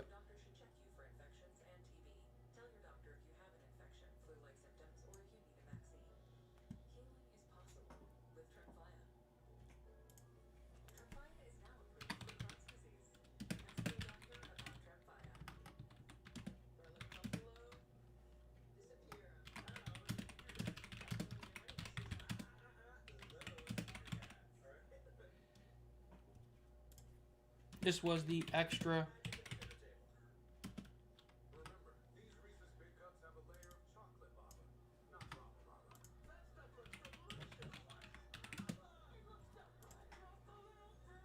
Bro, I love seeing people who don't follow stuff at all. Like this one guy in the comments in the Mitchell post really doesn't understand just how good a number this is. I'm going to go re-chat again. I'm back. How many videos you put out this week? I put out 10 videos, 1 short. Still putting out this stream and tomorrow's stream. I put out multiple posts this week, like a lot of posts. I was on spring and into football. Definitely the most amount of content I've made in a single week by a wide margin. I mean a wide margin, considering all that. Considering the spring into football episode, the community posts I put out, these 2 streams, plus the short, plus 10 full videos. Yeah, I put out a ton this week. Definitely a ton.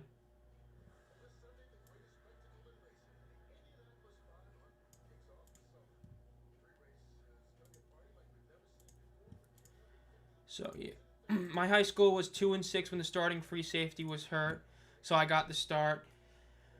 I thought they'd pick on me. I picked off 4 passes, scored TD, won the game. That's my only fame. I mean, hey, I was an undefeated high school varsity athlete, and I mean as somebody who actually played.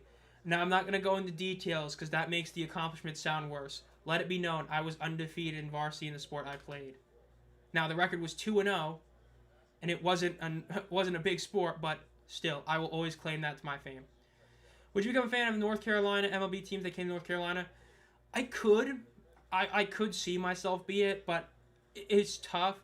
Because a lot of the idea is, like, if there was a UFL team in Raleigh, would I still be a Panthers fan first and foremost? And the answer is probably yes, followed by the North Carolina team. It's hard to go past the team you really like, honestly.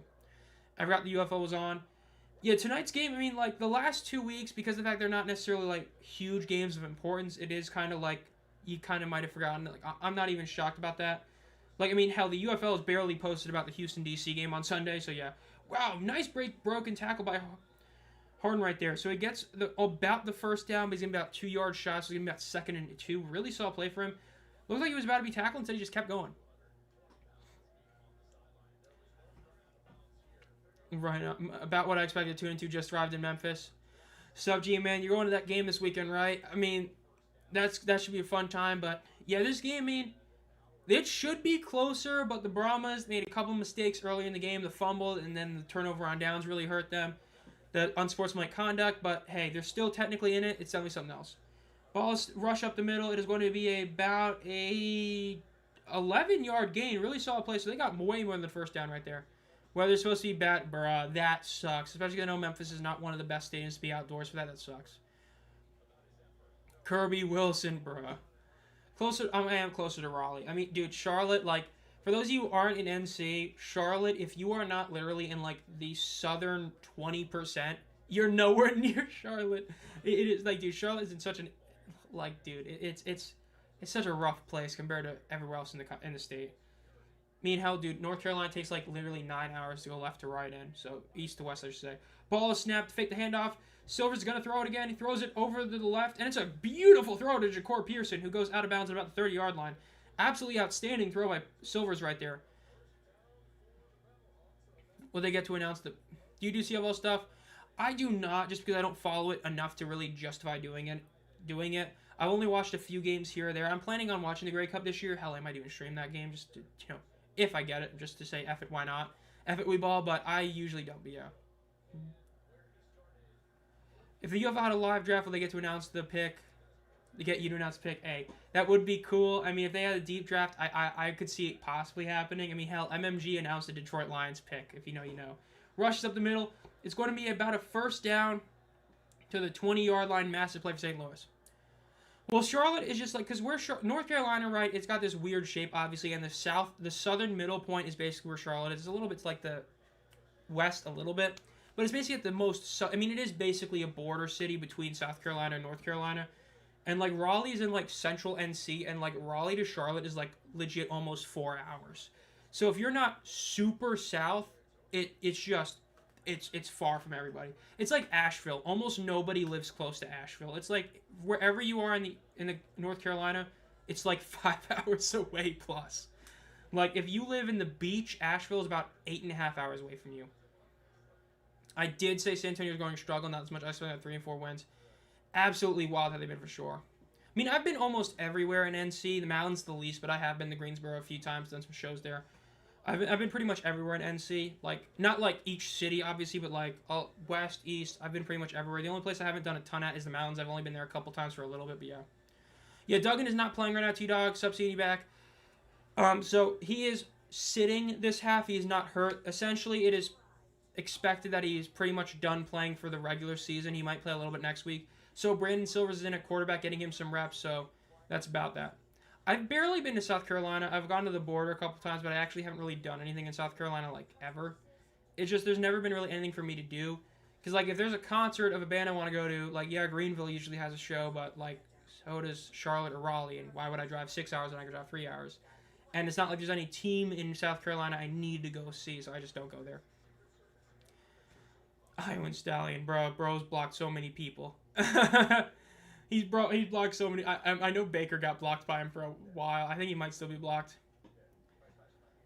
I visited Astor once, beautiful area. It was a good city to go there. It's just a matter of the fact is like, it's just 5 hours away from like central NC.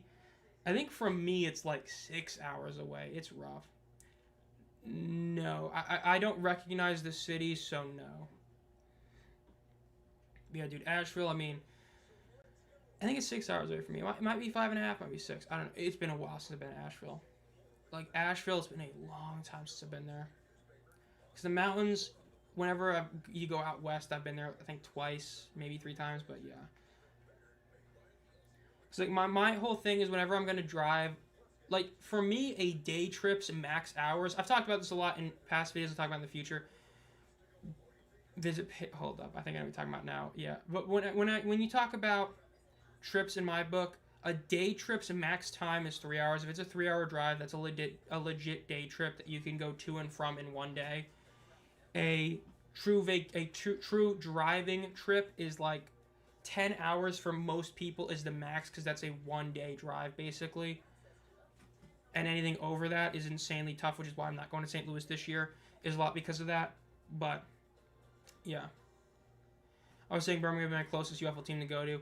I think Birmingham, well, no, up here it's obviously DC, but I think Birmingham's like the second closest to me.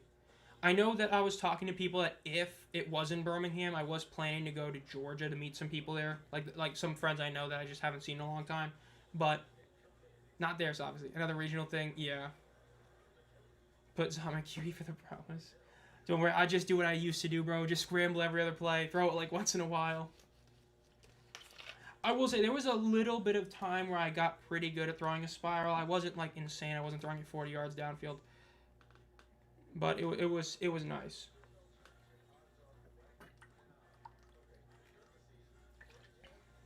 Best was baseball. Like, for those of you who don't know, a baseball you're supposed to like hold it. I would have a ball, but like if you have a baseball right, normally you're supposed to have it be like around. Like, you're throwing it like this, the ball should be, like, to kind of here, like, it shouldn't be hitting your palm. I used to always throw it like this, and then once I was, like, told and really learned, hey, you're supposed to throw it like this, I basically, like, doubled my power because I'd gotten so used to throwing it with the ball in my palm that I had all that power I always used. But now I had a better throwing motion to where, like, dude, I was launching that ball. Like, that's what I talk about. Big regret. Should have been on the baseball high school team. I would have made it. Big regret that I didn't do that. Ball snap, second down. Silver throws a deep pass to the right. It's a touchdown. Hakeem Butler. One play touchdown right after the first play, the fourth quarter. Massive play. He was by himself wide open. Silvers with a perfect, beautiful pass to him. 30-13. St. Louis over San Antonio. Rennies, the Showboats, Panthers, Stallions, both games at 12 or 1 p.m. Well, no, both those games are on ABC, and they are 12 and 3 o'clock. And I am streaming the 3 o'clock game between the Panthers and the Stallions, excuse me. NBA team is the Mavericks. NBA is the one I really care about the least in terms of my favorite team, but even then, that's why I posted saying failing upward. Like, I tuned out of the Mavericks as soon as we traded Luka, and I'm probably not even going to watch that much next year either. I've hated a lot of stuff right there. Wish my high school had football for real, for real. Let's go, dude was wide open, absolutely wild. They're going to go for 2 here. If they get this, it'll be 32-13. I mean, the game is basically over at this point, but, you know, we'll see what the Brahmas can do. I think I'm going to go 3 for 3 on my game picks this week. Or not this week, but this game. I will say, it's wild that I've perfectly predicted Houston's score almost half of the season. Like, we've had 8 games. I think 3 times I've correctly predicted the exact score Houston was going to score, which is hilarious that it's specifically Houston.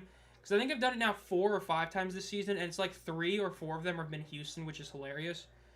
But, yeah, this week, I mean, this game looks like I'm going to go 3 for 3, so a good start, but yeah. Hate ABC coverage. Fox is better. Dude, if Fox's coverage was on ABC, that would be awesome. But it is what it is. I used to be a Magic fan when I was a kid watching Magic Cream, but not an NBA fan anymore.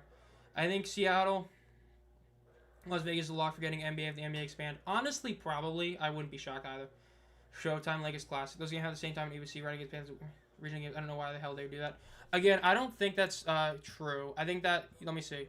Yeah, no, it's 12 o'clock is the Renegades Showboats, and 3 o'clock is the Panthers Stallions. There was only the one regional broadcast game, and that was last week. Yeah, last week. This week is 2 separate. They only had it the one time. Now we're going for 2 again. Ball is snapped. Looks to the middle of the field. Throws it. It is going to be caught, but it might be short. Let's see if they count. If they're going to call it short, so it's going to be a failed conversion. Still 30-13. NBC was great. I'll always give credit. I hate the fact they left and how they left and all that, but they had a pregame, they had a halftime show, they had like Jason Garrett on and all that. Awesome. NBC had the best coverage of spring football in this era. The regional was one of the best weeks in the UFL. True, I mean, if you eliminate like the second half of the Panthers Roughnecks game, you had just awesome games all around. But at least most of the country got, you know, the Stallions versus the Battlehawks. It is a shame, though, that the ending of... You know, actually, I would say it's a shame, but, you know, at least a lot of fans of the Renegades didn't have to watch Luis Perez call his own number and do a fake spike interception at the end of the game because it got moved to ESPN2. That was... Oh, my God.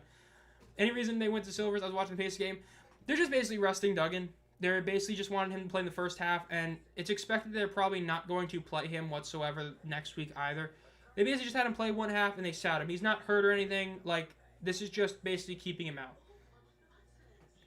Yeah, I've said this before too. I agree with that. When the UFL does expand, expect regional broadcasts. Like even if they only had 2 teams, expect that to be like every week to have at least one regional broadcast game.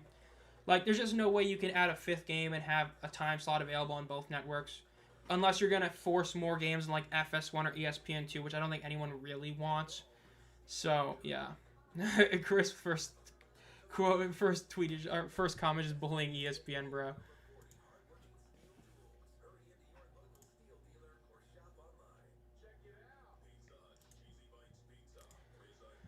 New post too easy, bruh.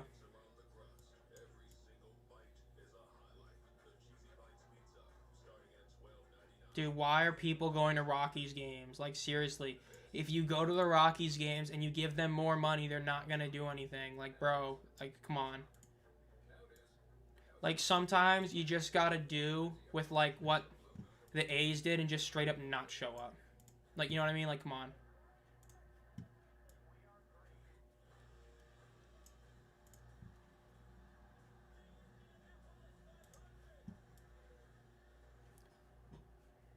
Dude, people really do not realize that this is not a Battlehawks home game. It's actually hilarious.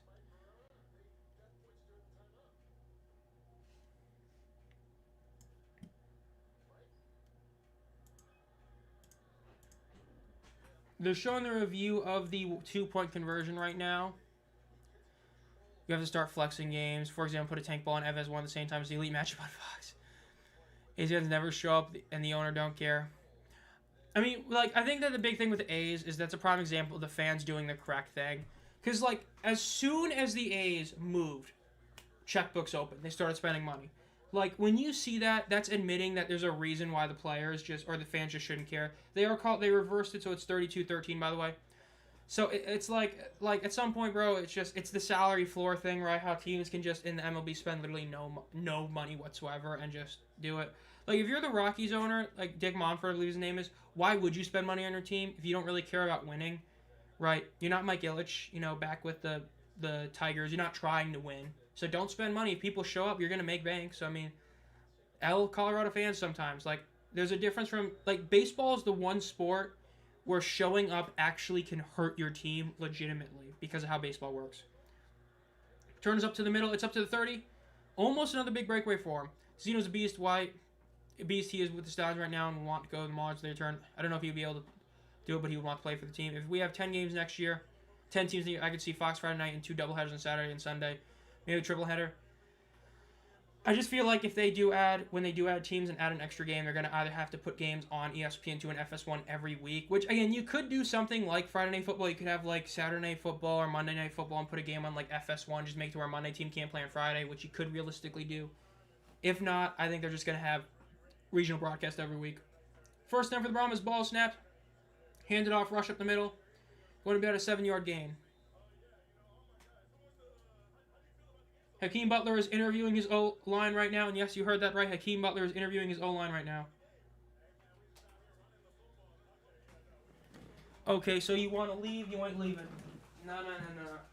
We're not having it happen. Oh, that was almost bad. Shit, that was almost bad. I almost just rammed my chair into my desktop. And that was almost bad. That would have been really funny, though. Lots of expanded rhetoric for East Coast West TV viewership more than attendance. Unless UFL wants to do a Monday Night Football. Yeah, Monday Night Football definitely be a very controversial decision to a lot of people, for sure, because of the fact that, some people already complain about, like, players who are playing Sunday night and then have to show up on Friday. But if you just make it to where Monday doesn't, play on Friday, I think it can work. 3rd and 3 for the Brahmas.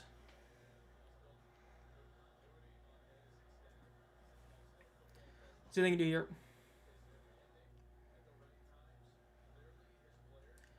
Again, they're probably just going to eat this clock. I mean, if the Brahmas is anything, for a second matter, I can tell you the A's are a disaster here.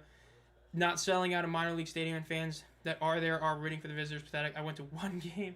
Pass is thrown. It is incomplete. Another catch that should have been had, but instead it's an incompletion. I mean, I think a big issue is the fact that you already know the team's moving to Vegas. So if you're an Athletics fan who was from Oakland, it's like, why would you want to go to a game knowing your team's going to leave anyway? Like, it's a disaster. The way the A's have handled it is horrific. It's rough. It really is rough. MSC would be helpful for a 10 team because you can put guest Saturday night game and MSC not Sunday because I think they get the MLB. 4th and 3, they're going to punt it here. Punt is up. It's going to be returned to the 10-yard line. I think this is the first punt of the night, and it's out of bounds. I don't know, Fox paying pretty much nothing for IndyCar. We need more UFL TV videos, Prano, for sure, especially during other programs. You need that too. So just playoff time, the XFL start at 3 in the US. We were talking about them springing into football, and we fully agree with that. We think that the time should be swapped. There's no reason that the game that is outside in Birmingham should be during the day at 3 o'clock versus the game in a dome at 6 o'clock. You know what I mean? It just makes sense. I believe right now they're just called the Athletics. Like, that's straight up their name. They're just the Athletics right now. I believe that's what they're called right now. But yeah, I mean, I agree. The playoff game should be swapped in terms of time. There's no reason that the game in a dome should be played at, in the afternoon/night versus the game that's outside in a hot state. Doesn't make sense. You know what it is, though. And it will be interesting to see having a doubleheader again because of the fact that we've had a lot of games that go past 3 hours this season in the UFL. Because if that happens, that can really be really rough for the XFL games opener, but we'll see.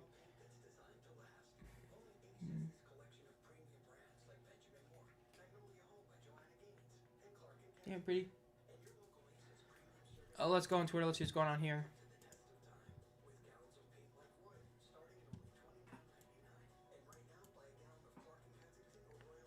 The Rockies, bro. I just can't with that team.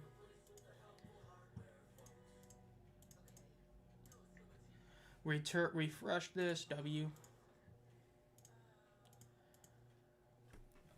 Coyotes relocated the immediately when they announced it. Okay, I'm gonna. Okay, you want to leave, pretty? There you go, girl.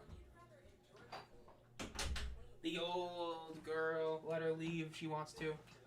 After I bullied her on stream. Coyotes relocated. It really came immediately when they announced it.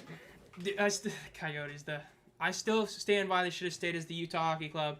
We should have the Washington football team, the Cleveland baseball team or club, and then the Utah Hockey Club. I hate the fact that they didn't stick with that. Now we got the Commanders. Any Shrine update? I haven't heard anything, but honestly, I haven't looked up anything really.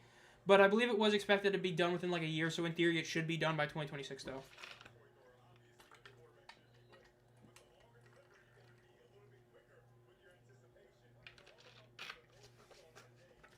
Well, down goes the Pepsi. Like 6 foot almost exactly. Like basically just exactly 6 foot. Not big, not short. I guess I am technically taller than other people, but yeah. I honestly don't think there's any reason for the A's to worry about a playoff game here. Like, no reason. I heard Redskins' name could come back, not sure. I know they said that, but I don't think that's going to happen. Because I know they, the owner was saying that they were thinking about doing it, aren't. I think they should have stayed with the football team. I think, like, the Commanders, time I hear it, I just think about the San Antonio Commanders. Ball is snapped. Deep throw over the right. Almost caught, and that was almost a perfect pass by Silvers. Still a solid throw. I mean, the Coyotes are one of those teams that just kind of was rough. They just never got good. You know what I mean? Like, no offense to who I'm about to say, but when Shane Doan is by a country mile your team's best player all time, something has gone horrifically wrong, right? At least the Thrashers had Kovalchuk for a bit, but your best player all time was Shane Doan. Rushes up to the middle. He breaks a move, and he gets the first down, and then about 6 more yards. Really solid play by the Battlehawks right there. So, like, it's one of the things that sucks, but it kind of is what it is for the, the Coyotes. Like, sometimes it just has to happen. The team just moves because the owner wants it. Like, it's just a matter of the team just... They were so bad for so long. I mean, they made the playoffs, but they did nothing until they made it. Clayton Keller looked solid, but him being your team's best player isn't, again, a great thing. No disrespect to him. It's just when you're comparing him as the best player to other teams, like, come on. Rushes up the middle to the left. It's going to be to the 40, to about the 43-yard line. It's all over them. Like, compared to the Ducks, like, I know he's fallen off a bit, but, like, when John Gibson was good, he was a great best player to have compared to Clayton Keller. Like, you know what I mean? Come on. Ballers and the Enforcers. It would be cool, but I definitely think it's going to be an Ohio team, but we'll see for sure. Yeah, I know that's the expectation is if expansion is going to happen, which, again, we all expect it or all believe it will be announced during that game because that's when it should. We'll see. Chicago Blitz. I think there might be a team somewhere like that, or I'm thinking another teams that could be an issue, but if they can, yeah. 2nd and 5. Ball is snapped. They hand it off up the middle. It is going to be a first down rush for the Battlehawks to get to the 50-yard line. It is going to be down at the 50-yard line. Silvers is currently 5 of 7 for 80 yards and a touchdown. Again, looking really solid. Even his incompletions have looked pretty solid. Again, like that one deep pass could have been a bit better, but again, not terrible. It was a very solid play. Pearson could have gotten it. If anyone was going to catch after that ball, it was going to be Pearson, not somebody else. So really solid play there. Yeah, the Battlehawks still going to win this game pretty convincingly, and that's despite not having Sailors or Duggan in the game. Something else right there. In shotgun, 2 receivers to the left, just motion a tight end to the right, along with another receiver. Ball snapped. Pitch the ball to the running back to the right. who cuts in the middle, and he gets to about a 5.5-yard gain right there.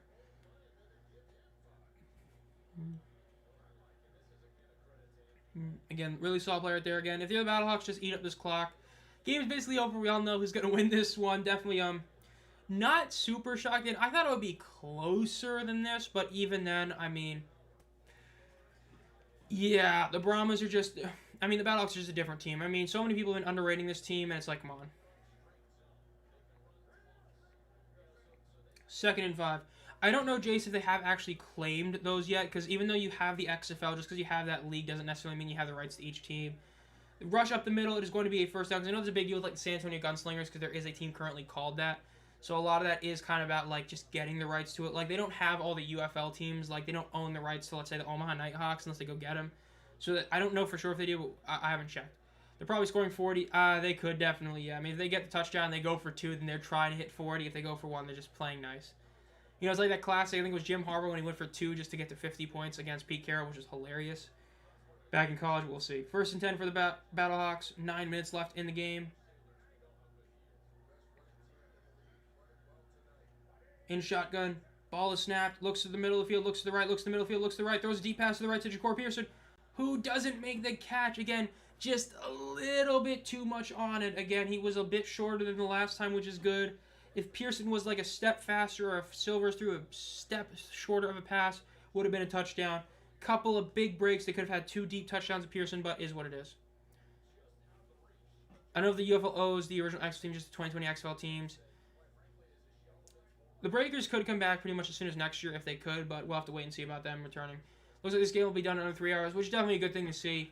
Again, I know we all want to see some good football, but for the league's sake, they definitely want these games to stay within that 3-hour time frame. But this game might be under, like, really under, because, I mean, rush to the right is going to be down immediately.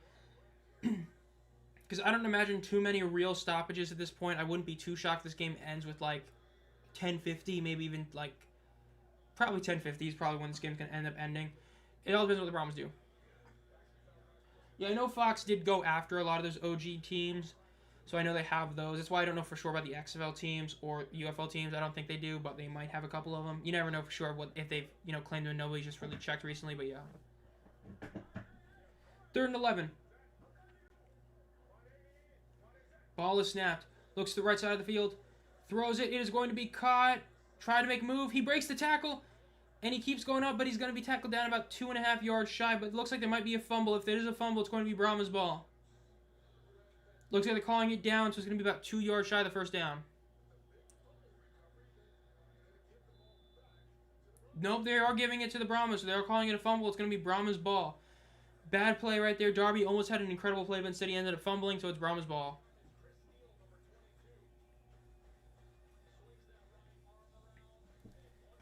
Showing that replay. Again, straight up just punch it. That's definitely a fumble. Yep, Brahmas' ball. 7 minutes and 40 seconds left. Again, they'd have to score a touchdown, go for the 4th and 10, get it, go for a touchdown, go for it again. But yeah.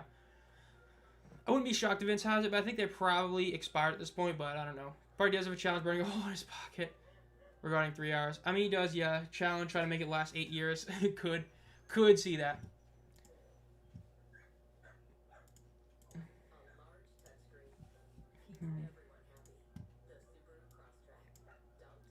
Landed in the 205, Michigan. Man, watch them lose again tomorrow.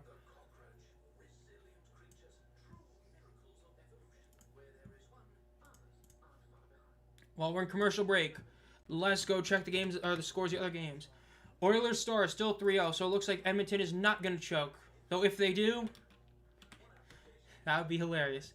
Pacers Knicks, it's a 3-point game with 40 seconds left. Oh my goodness. Knicks got it to 109. Hold up. Let me check something real quick. I'm not super used to this TV. So if I go here and I click back, it does not. Okay, I was going to try and do a classic double take and put two... Wait, actually, I could. Hold up. Please tell me I'm pulling up the right channel. 11.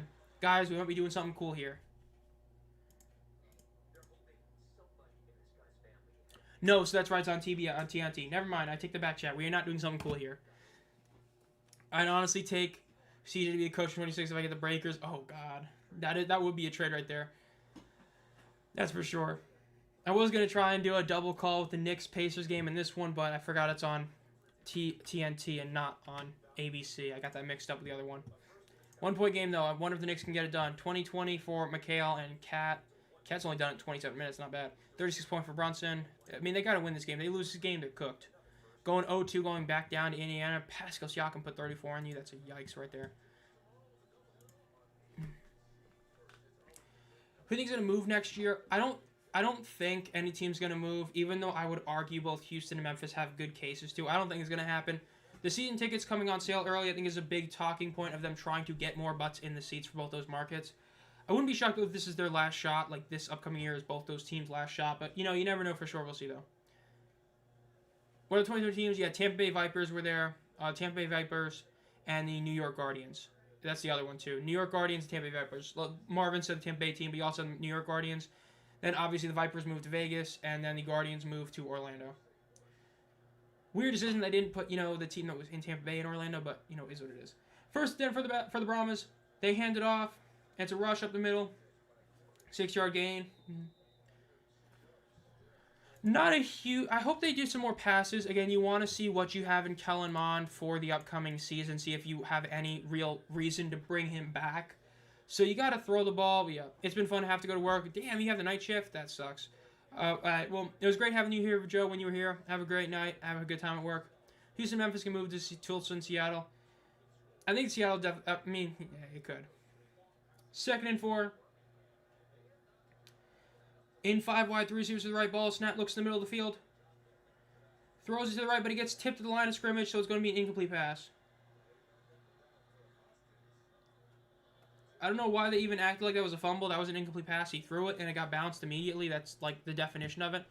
Ooh, the Knicks are going to lose. 5-point game with 4 seconds left. Yeah, it's GG over. You lose. Congrats, Knicks. You choked another home game. Really, really rough. So let's go on Twitter. Let's go to trending, and let's see who's trending. Tibbs! Oh, no!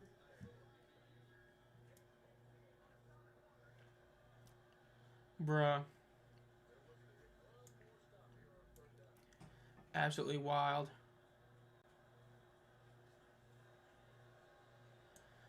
That's absolutely diabolical. They're actually going to lose. Go 0-2.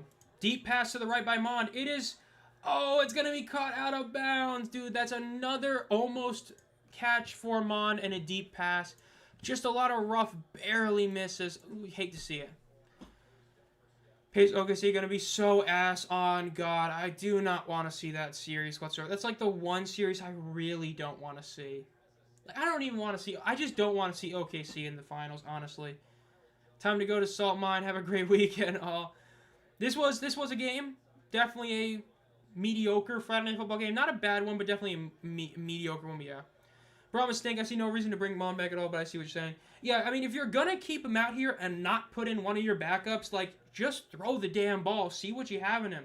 Mon drops back, throwing 4th and 4. Throws over the middle. It is caught, but it's short, and it's going to be short. Right there. Bad one. Attendance was like 27-8. Which, remember, this is the game that is officially a Brahmas home game, so this was not on the season ticket. I actually think this was a great number. I know a lot of casuals are saying this is on Twitter are saying this is like a not good attended game. It's mediocre. But when you consider the fact that the season ticket numbers naturally take a massive hit because this was not part of the season ticket package, you had to pay extra for that game. This is really solid attendance. I would say this is the second most impressive number of the entire season, with the only one that was better being the 11K for Michigan. Really shocked this game. I fully expected this to be sub 25K. Yeah, I really expect this to be sub 25K. This game is played in St. Louis, though this is supposed to be... This was officially a Brahmas home game. The Brahmas lost a home game because of the whole issues with the Alamodome having the March Madness. So this was the extra home game the Battlehawks got. So the season ticket buyers only paid for the 5 regular tickets. This was an extra one you had to buy. So this game having above 25K, let alone beating the home game from a few weeks ago, is remarkable. This was a great number for St. Louis. Yeah, Orlando, yeah, the Apollos and Gardens, yeah, best the AAF 7 will make sense. Orlando Renegades, name is already taken. So, of course, I mean, hey, that was a classic USFL team right there. Let's see what's coming up here. The Pacers, bro.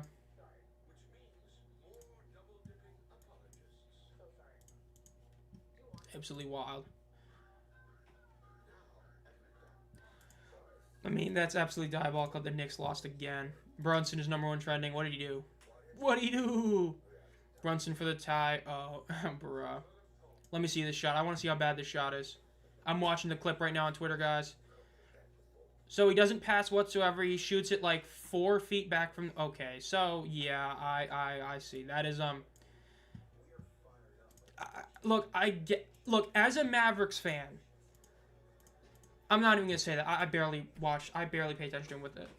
Whenever I watch him with the Knicks, I see him put up all these points, but every time it's like clutch time in the playoffs, I don't know what it is. Like, it's just, for me, it's always the most important times he just doesn't hit the shot.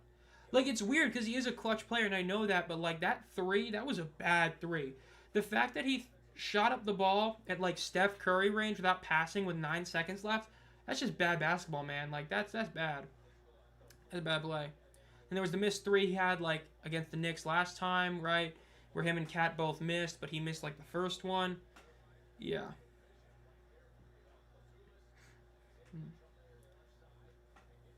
Let's see what first and 10 is for the Battlehawks. Again, 5 minutes left. If I'm the Battlehawks, just run the ball. I mean, it doesn't really matter. Obviously, the clock keeps going down, but even if you're the Brahmas, man, at this point, it's like, come on, just end the game. I don't know if they own it for sure. I mean, it's, again, like, people... I think some people forget that just because you own, like, the XFL trademark doesn't mean you own the team trademarks. They might have claimed them at some point. I don't know. I haven't checked in a while. I only checked, like, one time every time I just take other people, yeah. First in for the Battlehawks. Again, game's pretty much over. Hand it off to the right. Gets to about the 40-yard line. Gets about like 2 extra yards. True, this game also doesn't mean anything, so that attendance being that good is also really solid. I forgot about that. That's a good point to bring up.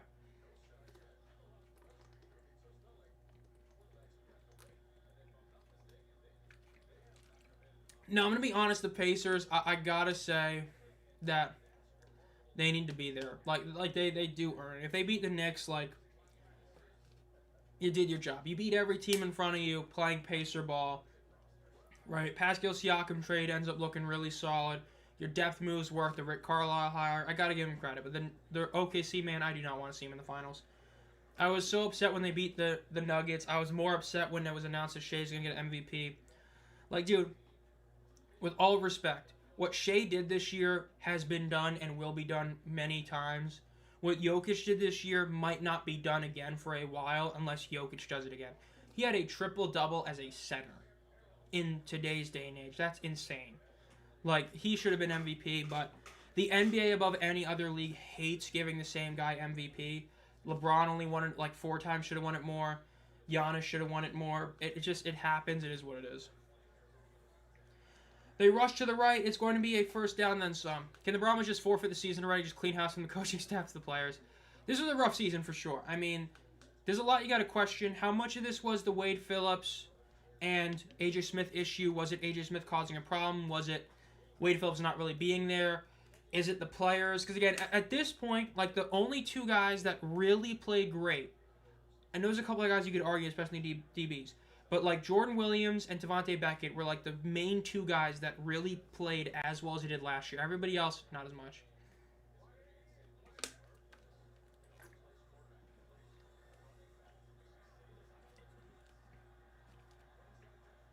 Touchdown. Kevon Lattilis gets the rushing touchdown for the Battlehawks. They're just pouring salt on the wound right now. 38-13. We are getting a domination here today. I just hope this is 2026. Their business model is taking on water. I know some people are speculating this might have been like a feel-out year, like a bottom-out year. What would you get if you do nothing? I know they're still talking about things about adding things. I mean, we'll see exactly what happens, but I think it's 2026 I still feel is almost a guarantee. 2027 is a bit questionable. We'll see.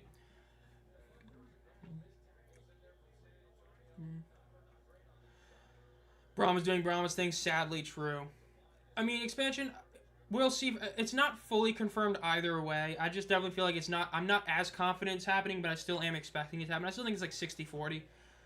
We don't know for sure, but they did go for 1, so it's 39-13. But I mean, with how the talk is, we'll have to see. But it'll be interesting. Let me pull up the USF or not the USFL, the UFL. I believe this might be this is the highest scoring game of the season, I believe, by any team. Correct? Let's see. 33. Yeah, this is the most points scored in the game. 37 was the max by DC, and then it was 38 by Michigan. So 38 by Michigan was the most. That's the most in any game this season. And did they get that? They get 39. I believe they did.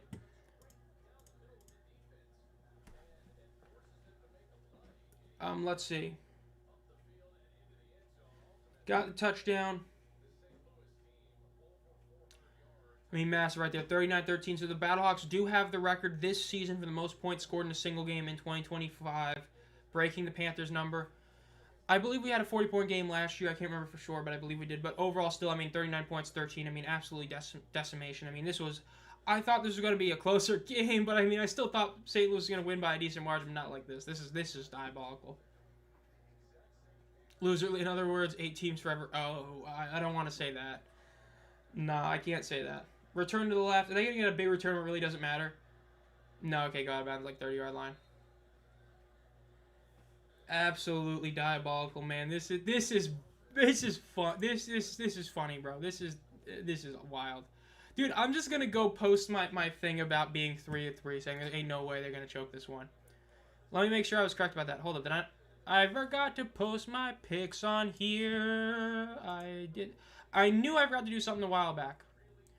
Okay, so game 2, game 4, and it's the wrong one. My week 9. Hold up, my 2025 UFL week 9 game picks. Forgot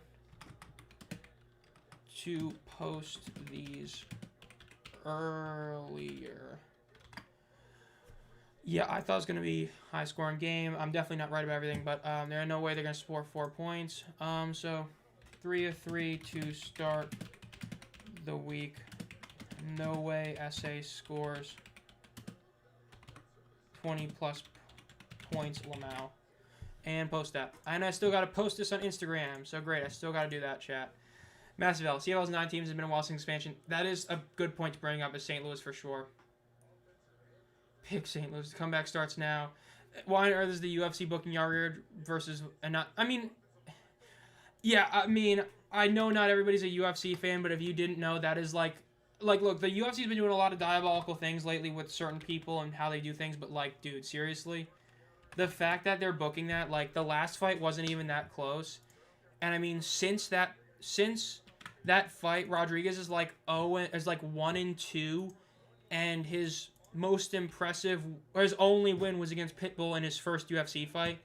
So it's like, dude, come on. You're just giving bro a title shot because he's Mexican on the Mexican card. Like, that's not even, like, that's legitimately what it is. Like, if you know UFC Noche, that's what it's always been, is they get a Mexican fighter or a fighter of Mexican descent to be the main event. And sometimes you get it to where a guy has absolutely no business being in the main event for a championship, fighting for a championship in the main event. Like, that is a weak main event right there, for sure. Notifications, going back over here.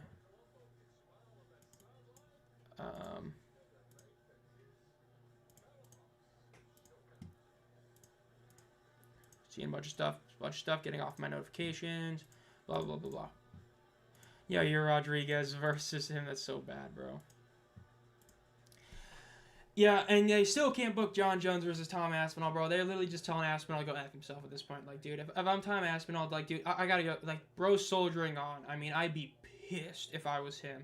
The fact that he hasn't fought in, like, it's gonna be over a year, and he's the interim champion.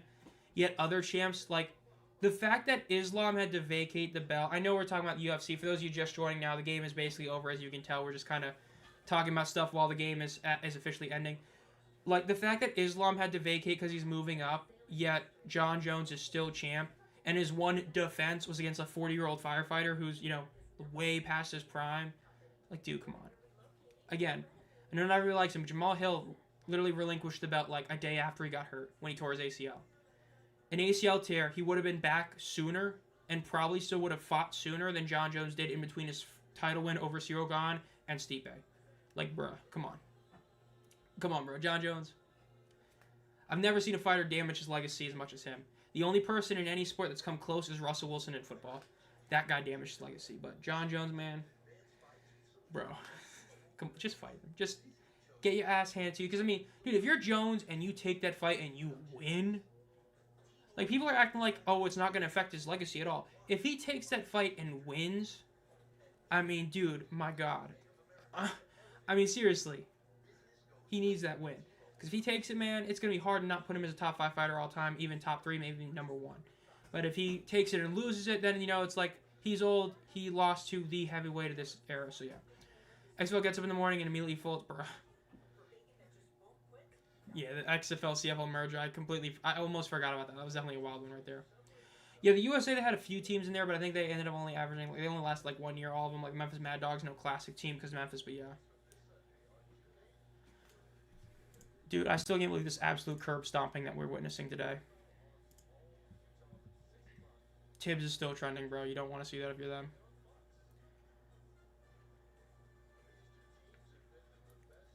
Tom Thibodeau. Dude, when you're trending with 2 different names, you know you're screwed.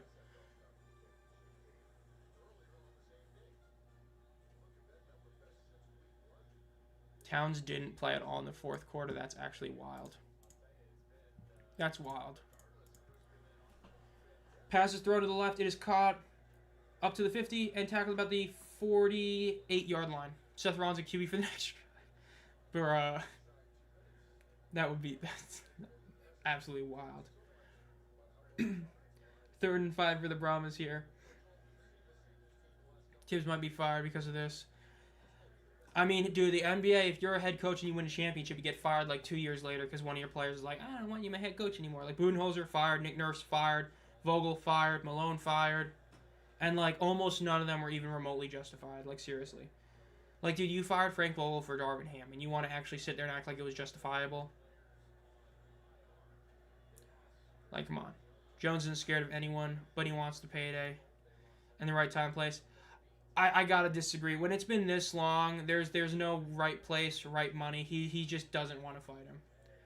Like, I mean, think about it. If you're Jones, what you're doing right now is you're getting, basically, if you're a WWE fan, you're getting the Roman Reigns title reign, where you barely defend it. I know it's WWE, scripted, blah, blah, blah, blah. Point is, if you watch wrestling, you know what I'm talking about with Reigns, where you basically get rewarded this long title reign for doing no work.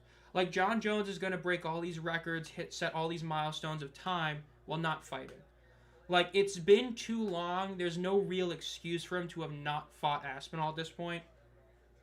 And again, you relinquished Islam and Toporia's belt because you don't want a double champ because it stalls the division. Yet you haven't had your interim fighter or your main event fighter fight because your interim has been expecting a fight with the actual champ, but you don't book it, so where you're screwing over Aspinall and his career for nothing. Like, it's just absolutely diabolical what Dana White and them are doing. Like, you either book the fight or you strip Jones. Like, there ain't no waiting. If there's not a fight announced by the end of June, and if he's still champ, bro, like Dana White, man, congrats, you ruined your heavyweight division. Even worse than when Ngannou booked it, because you failed your heavyweight division. Because, like, it'd be one thing if this fight didn't happen and Islam and Topuria got to keep their belts, but the fact that they had to relinquish their belts to move up is what's a big issue. Same thing with the rumored Zhang versus Valentina belt. Like, if they make Zhang relinquish her belt, dude, come on. St. Louis ran offsides. This is a free play for San Antonio. Goes to the right, incomplete. The dream is going off like last year against DC. Jamarcus Russell and Riley are available. Bruh. Roughnecks said they were more popular than the Houston and the Gamblers. It definitely was. The whole situation with Houston definitely was a rough one. They completely botched everything about it. Really sucks. And then to book it all off, you put him in Rice, then it just all failed for sure. Re-intercepting on the sideline. But yeah, man, the UFC, like, it's such a shame they have that issue with the heavyweight division. Because it just makes every fight in the heavyweight division meaningless. Like, even if you're, like, let's say the number 5 ranked fighter going against the number 6 ranked fighter, you winning does literally nothing for you. Because you still have to wait, like, 6 weeks for the 2 main guys to fight. and then you have to wait another 6 weeks to get a fight. Like, the only guy right now that can really just do nothing and guarantee a title shot is Rachmanov, because of the fact that he fought when he didn't have to, when when like Bilal pulled out of a fight because of I think it was an injury when happened to him. He still fought when he didn't have to, won the fight that he didn't have to fight. He's like the only guy in the entire UFC that I would give a pass to not fighting because they have a fight lined up. He's the only guy. Like, after the JDM fight, he better be next in line for a title shot. And I know Sean Brady absolutely annihilated Leon Edwards. I know Ian Gary's acting like he deserves a title shot. No, it's Rachmanov. Then it's the winner of the assumed Sean Brady versus Ian Gary fight. But we'll see if that ends up happening, because the UFC sometimes like to book things like Yair Rodriguez. So the Battlehawks are going to snap this ball. This game is officially over at this point, obviously. Just, yeah, it's over, obviously, so yeah.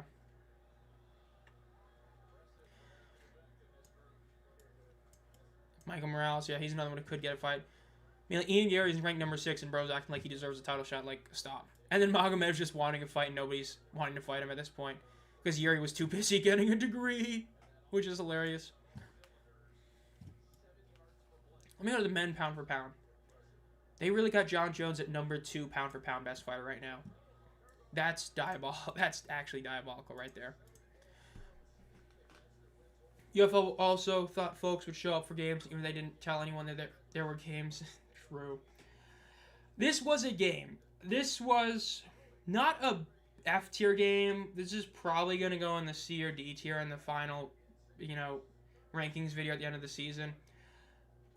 This wasn't terrible. This was a blowout. This wasn't, like a 17-3 game. This was a high-scoring blowout that was fun in the first quarter.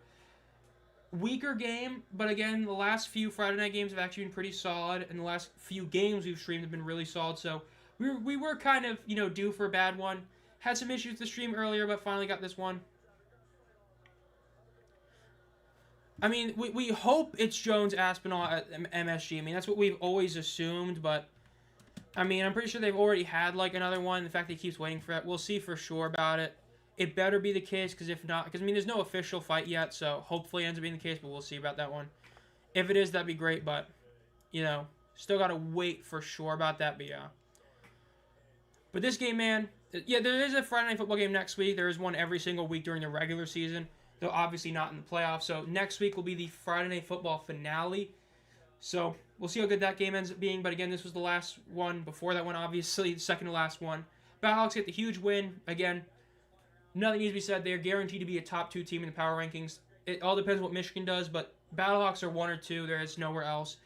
And I already know people are going to still put them at like 3 or 4 in their power rankings, but again, thank you all for joining. This was, again, a shorter stream than the last few because this game actually finished within 3 hours. I know we had some hiccups early on, but overall solid one. I hope you all enjoyed this one. Think about becoming a community member for 99 cents a month. You get exclusive video every month. You get a bunch of team emojis and all that. Subscribe if you haven't already and you enjoyed the stream. Like it as well. Again, have a great night, everybody. We'll see you in the next one tomorrow at 2:45 p.m. EST. I'll be going live for the Michigan-Birmingham game. I'll see you all there. Have a great night.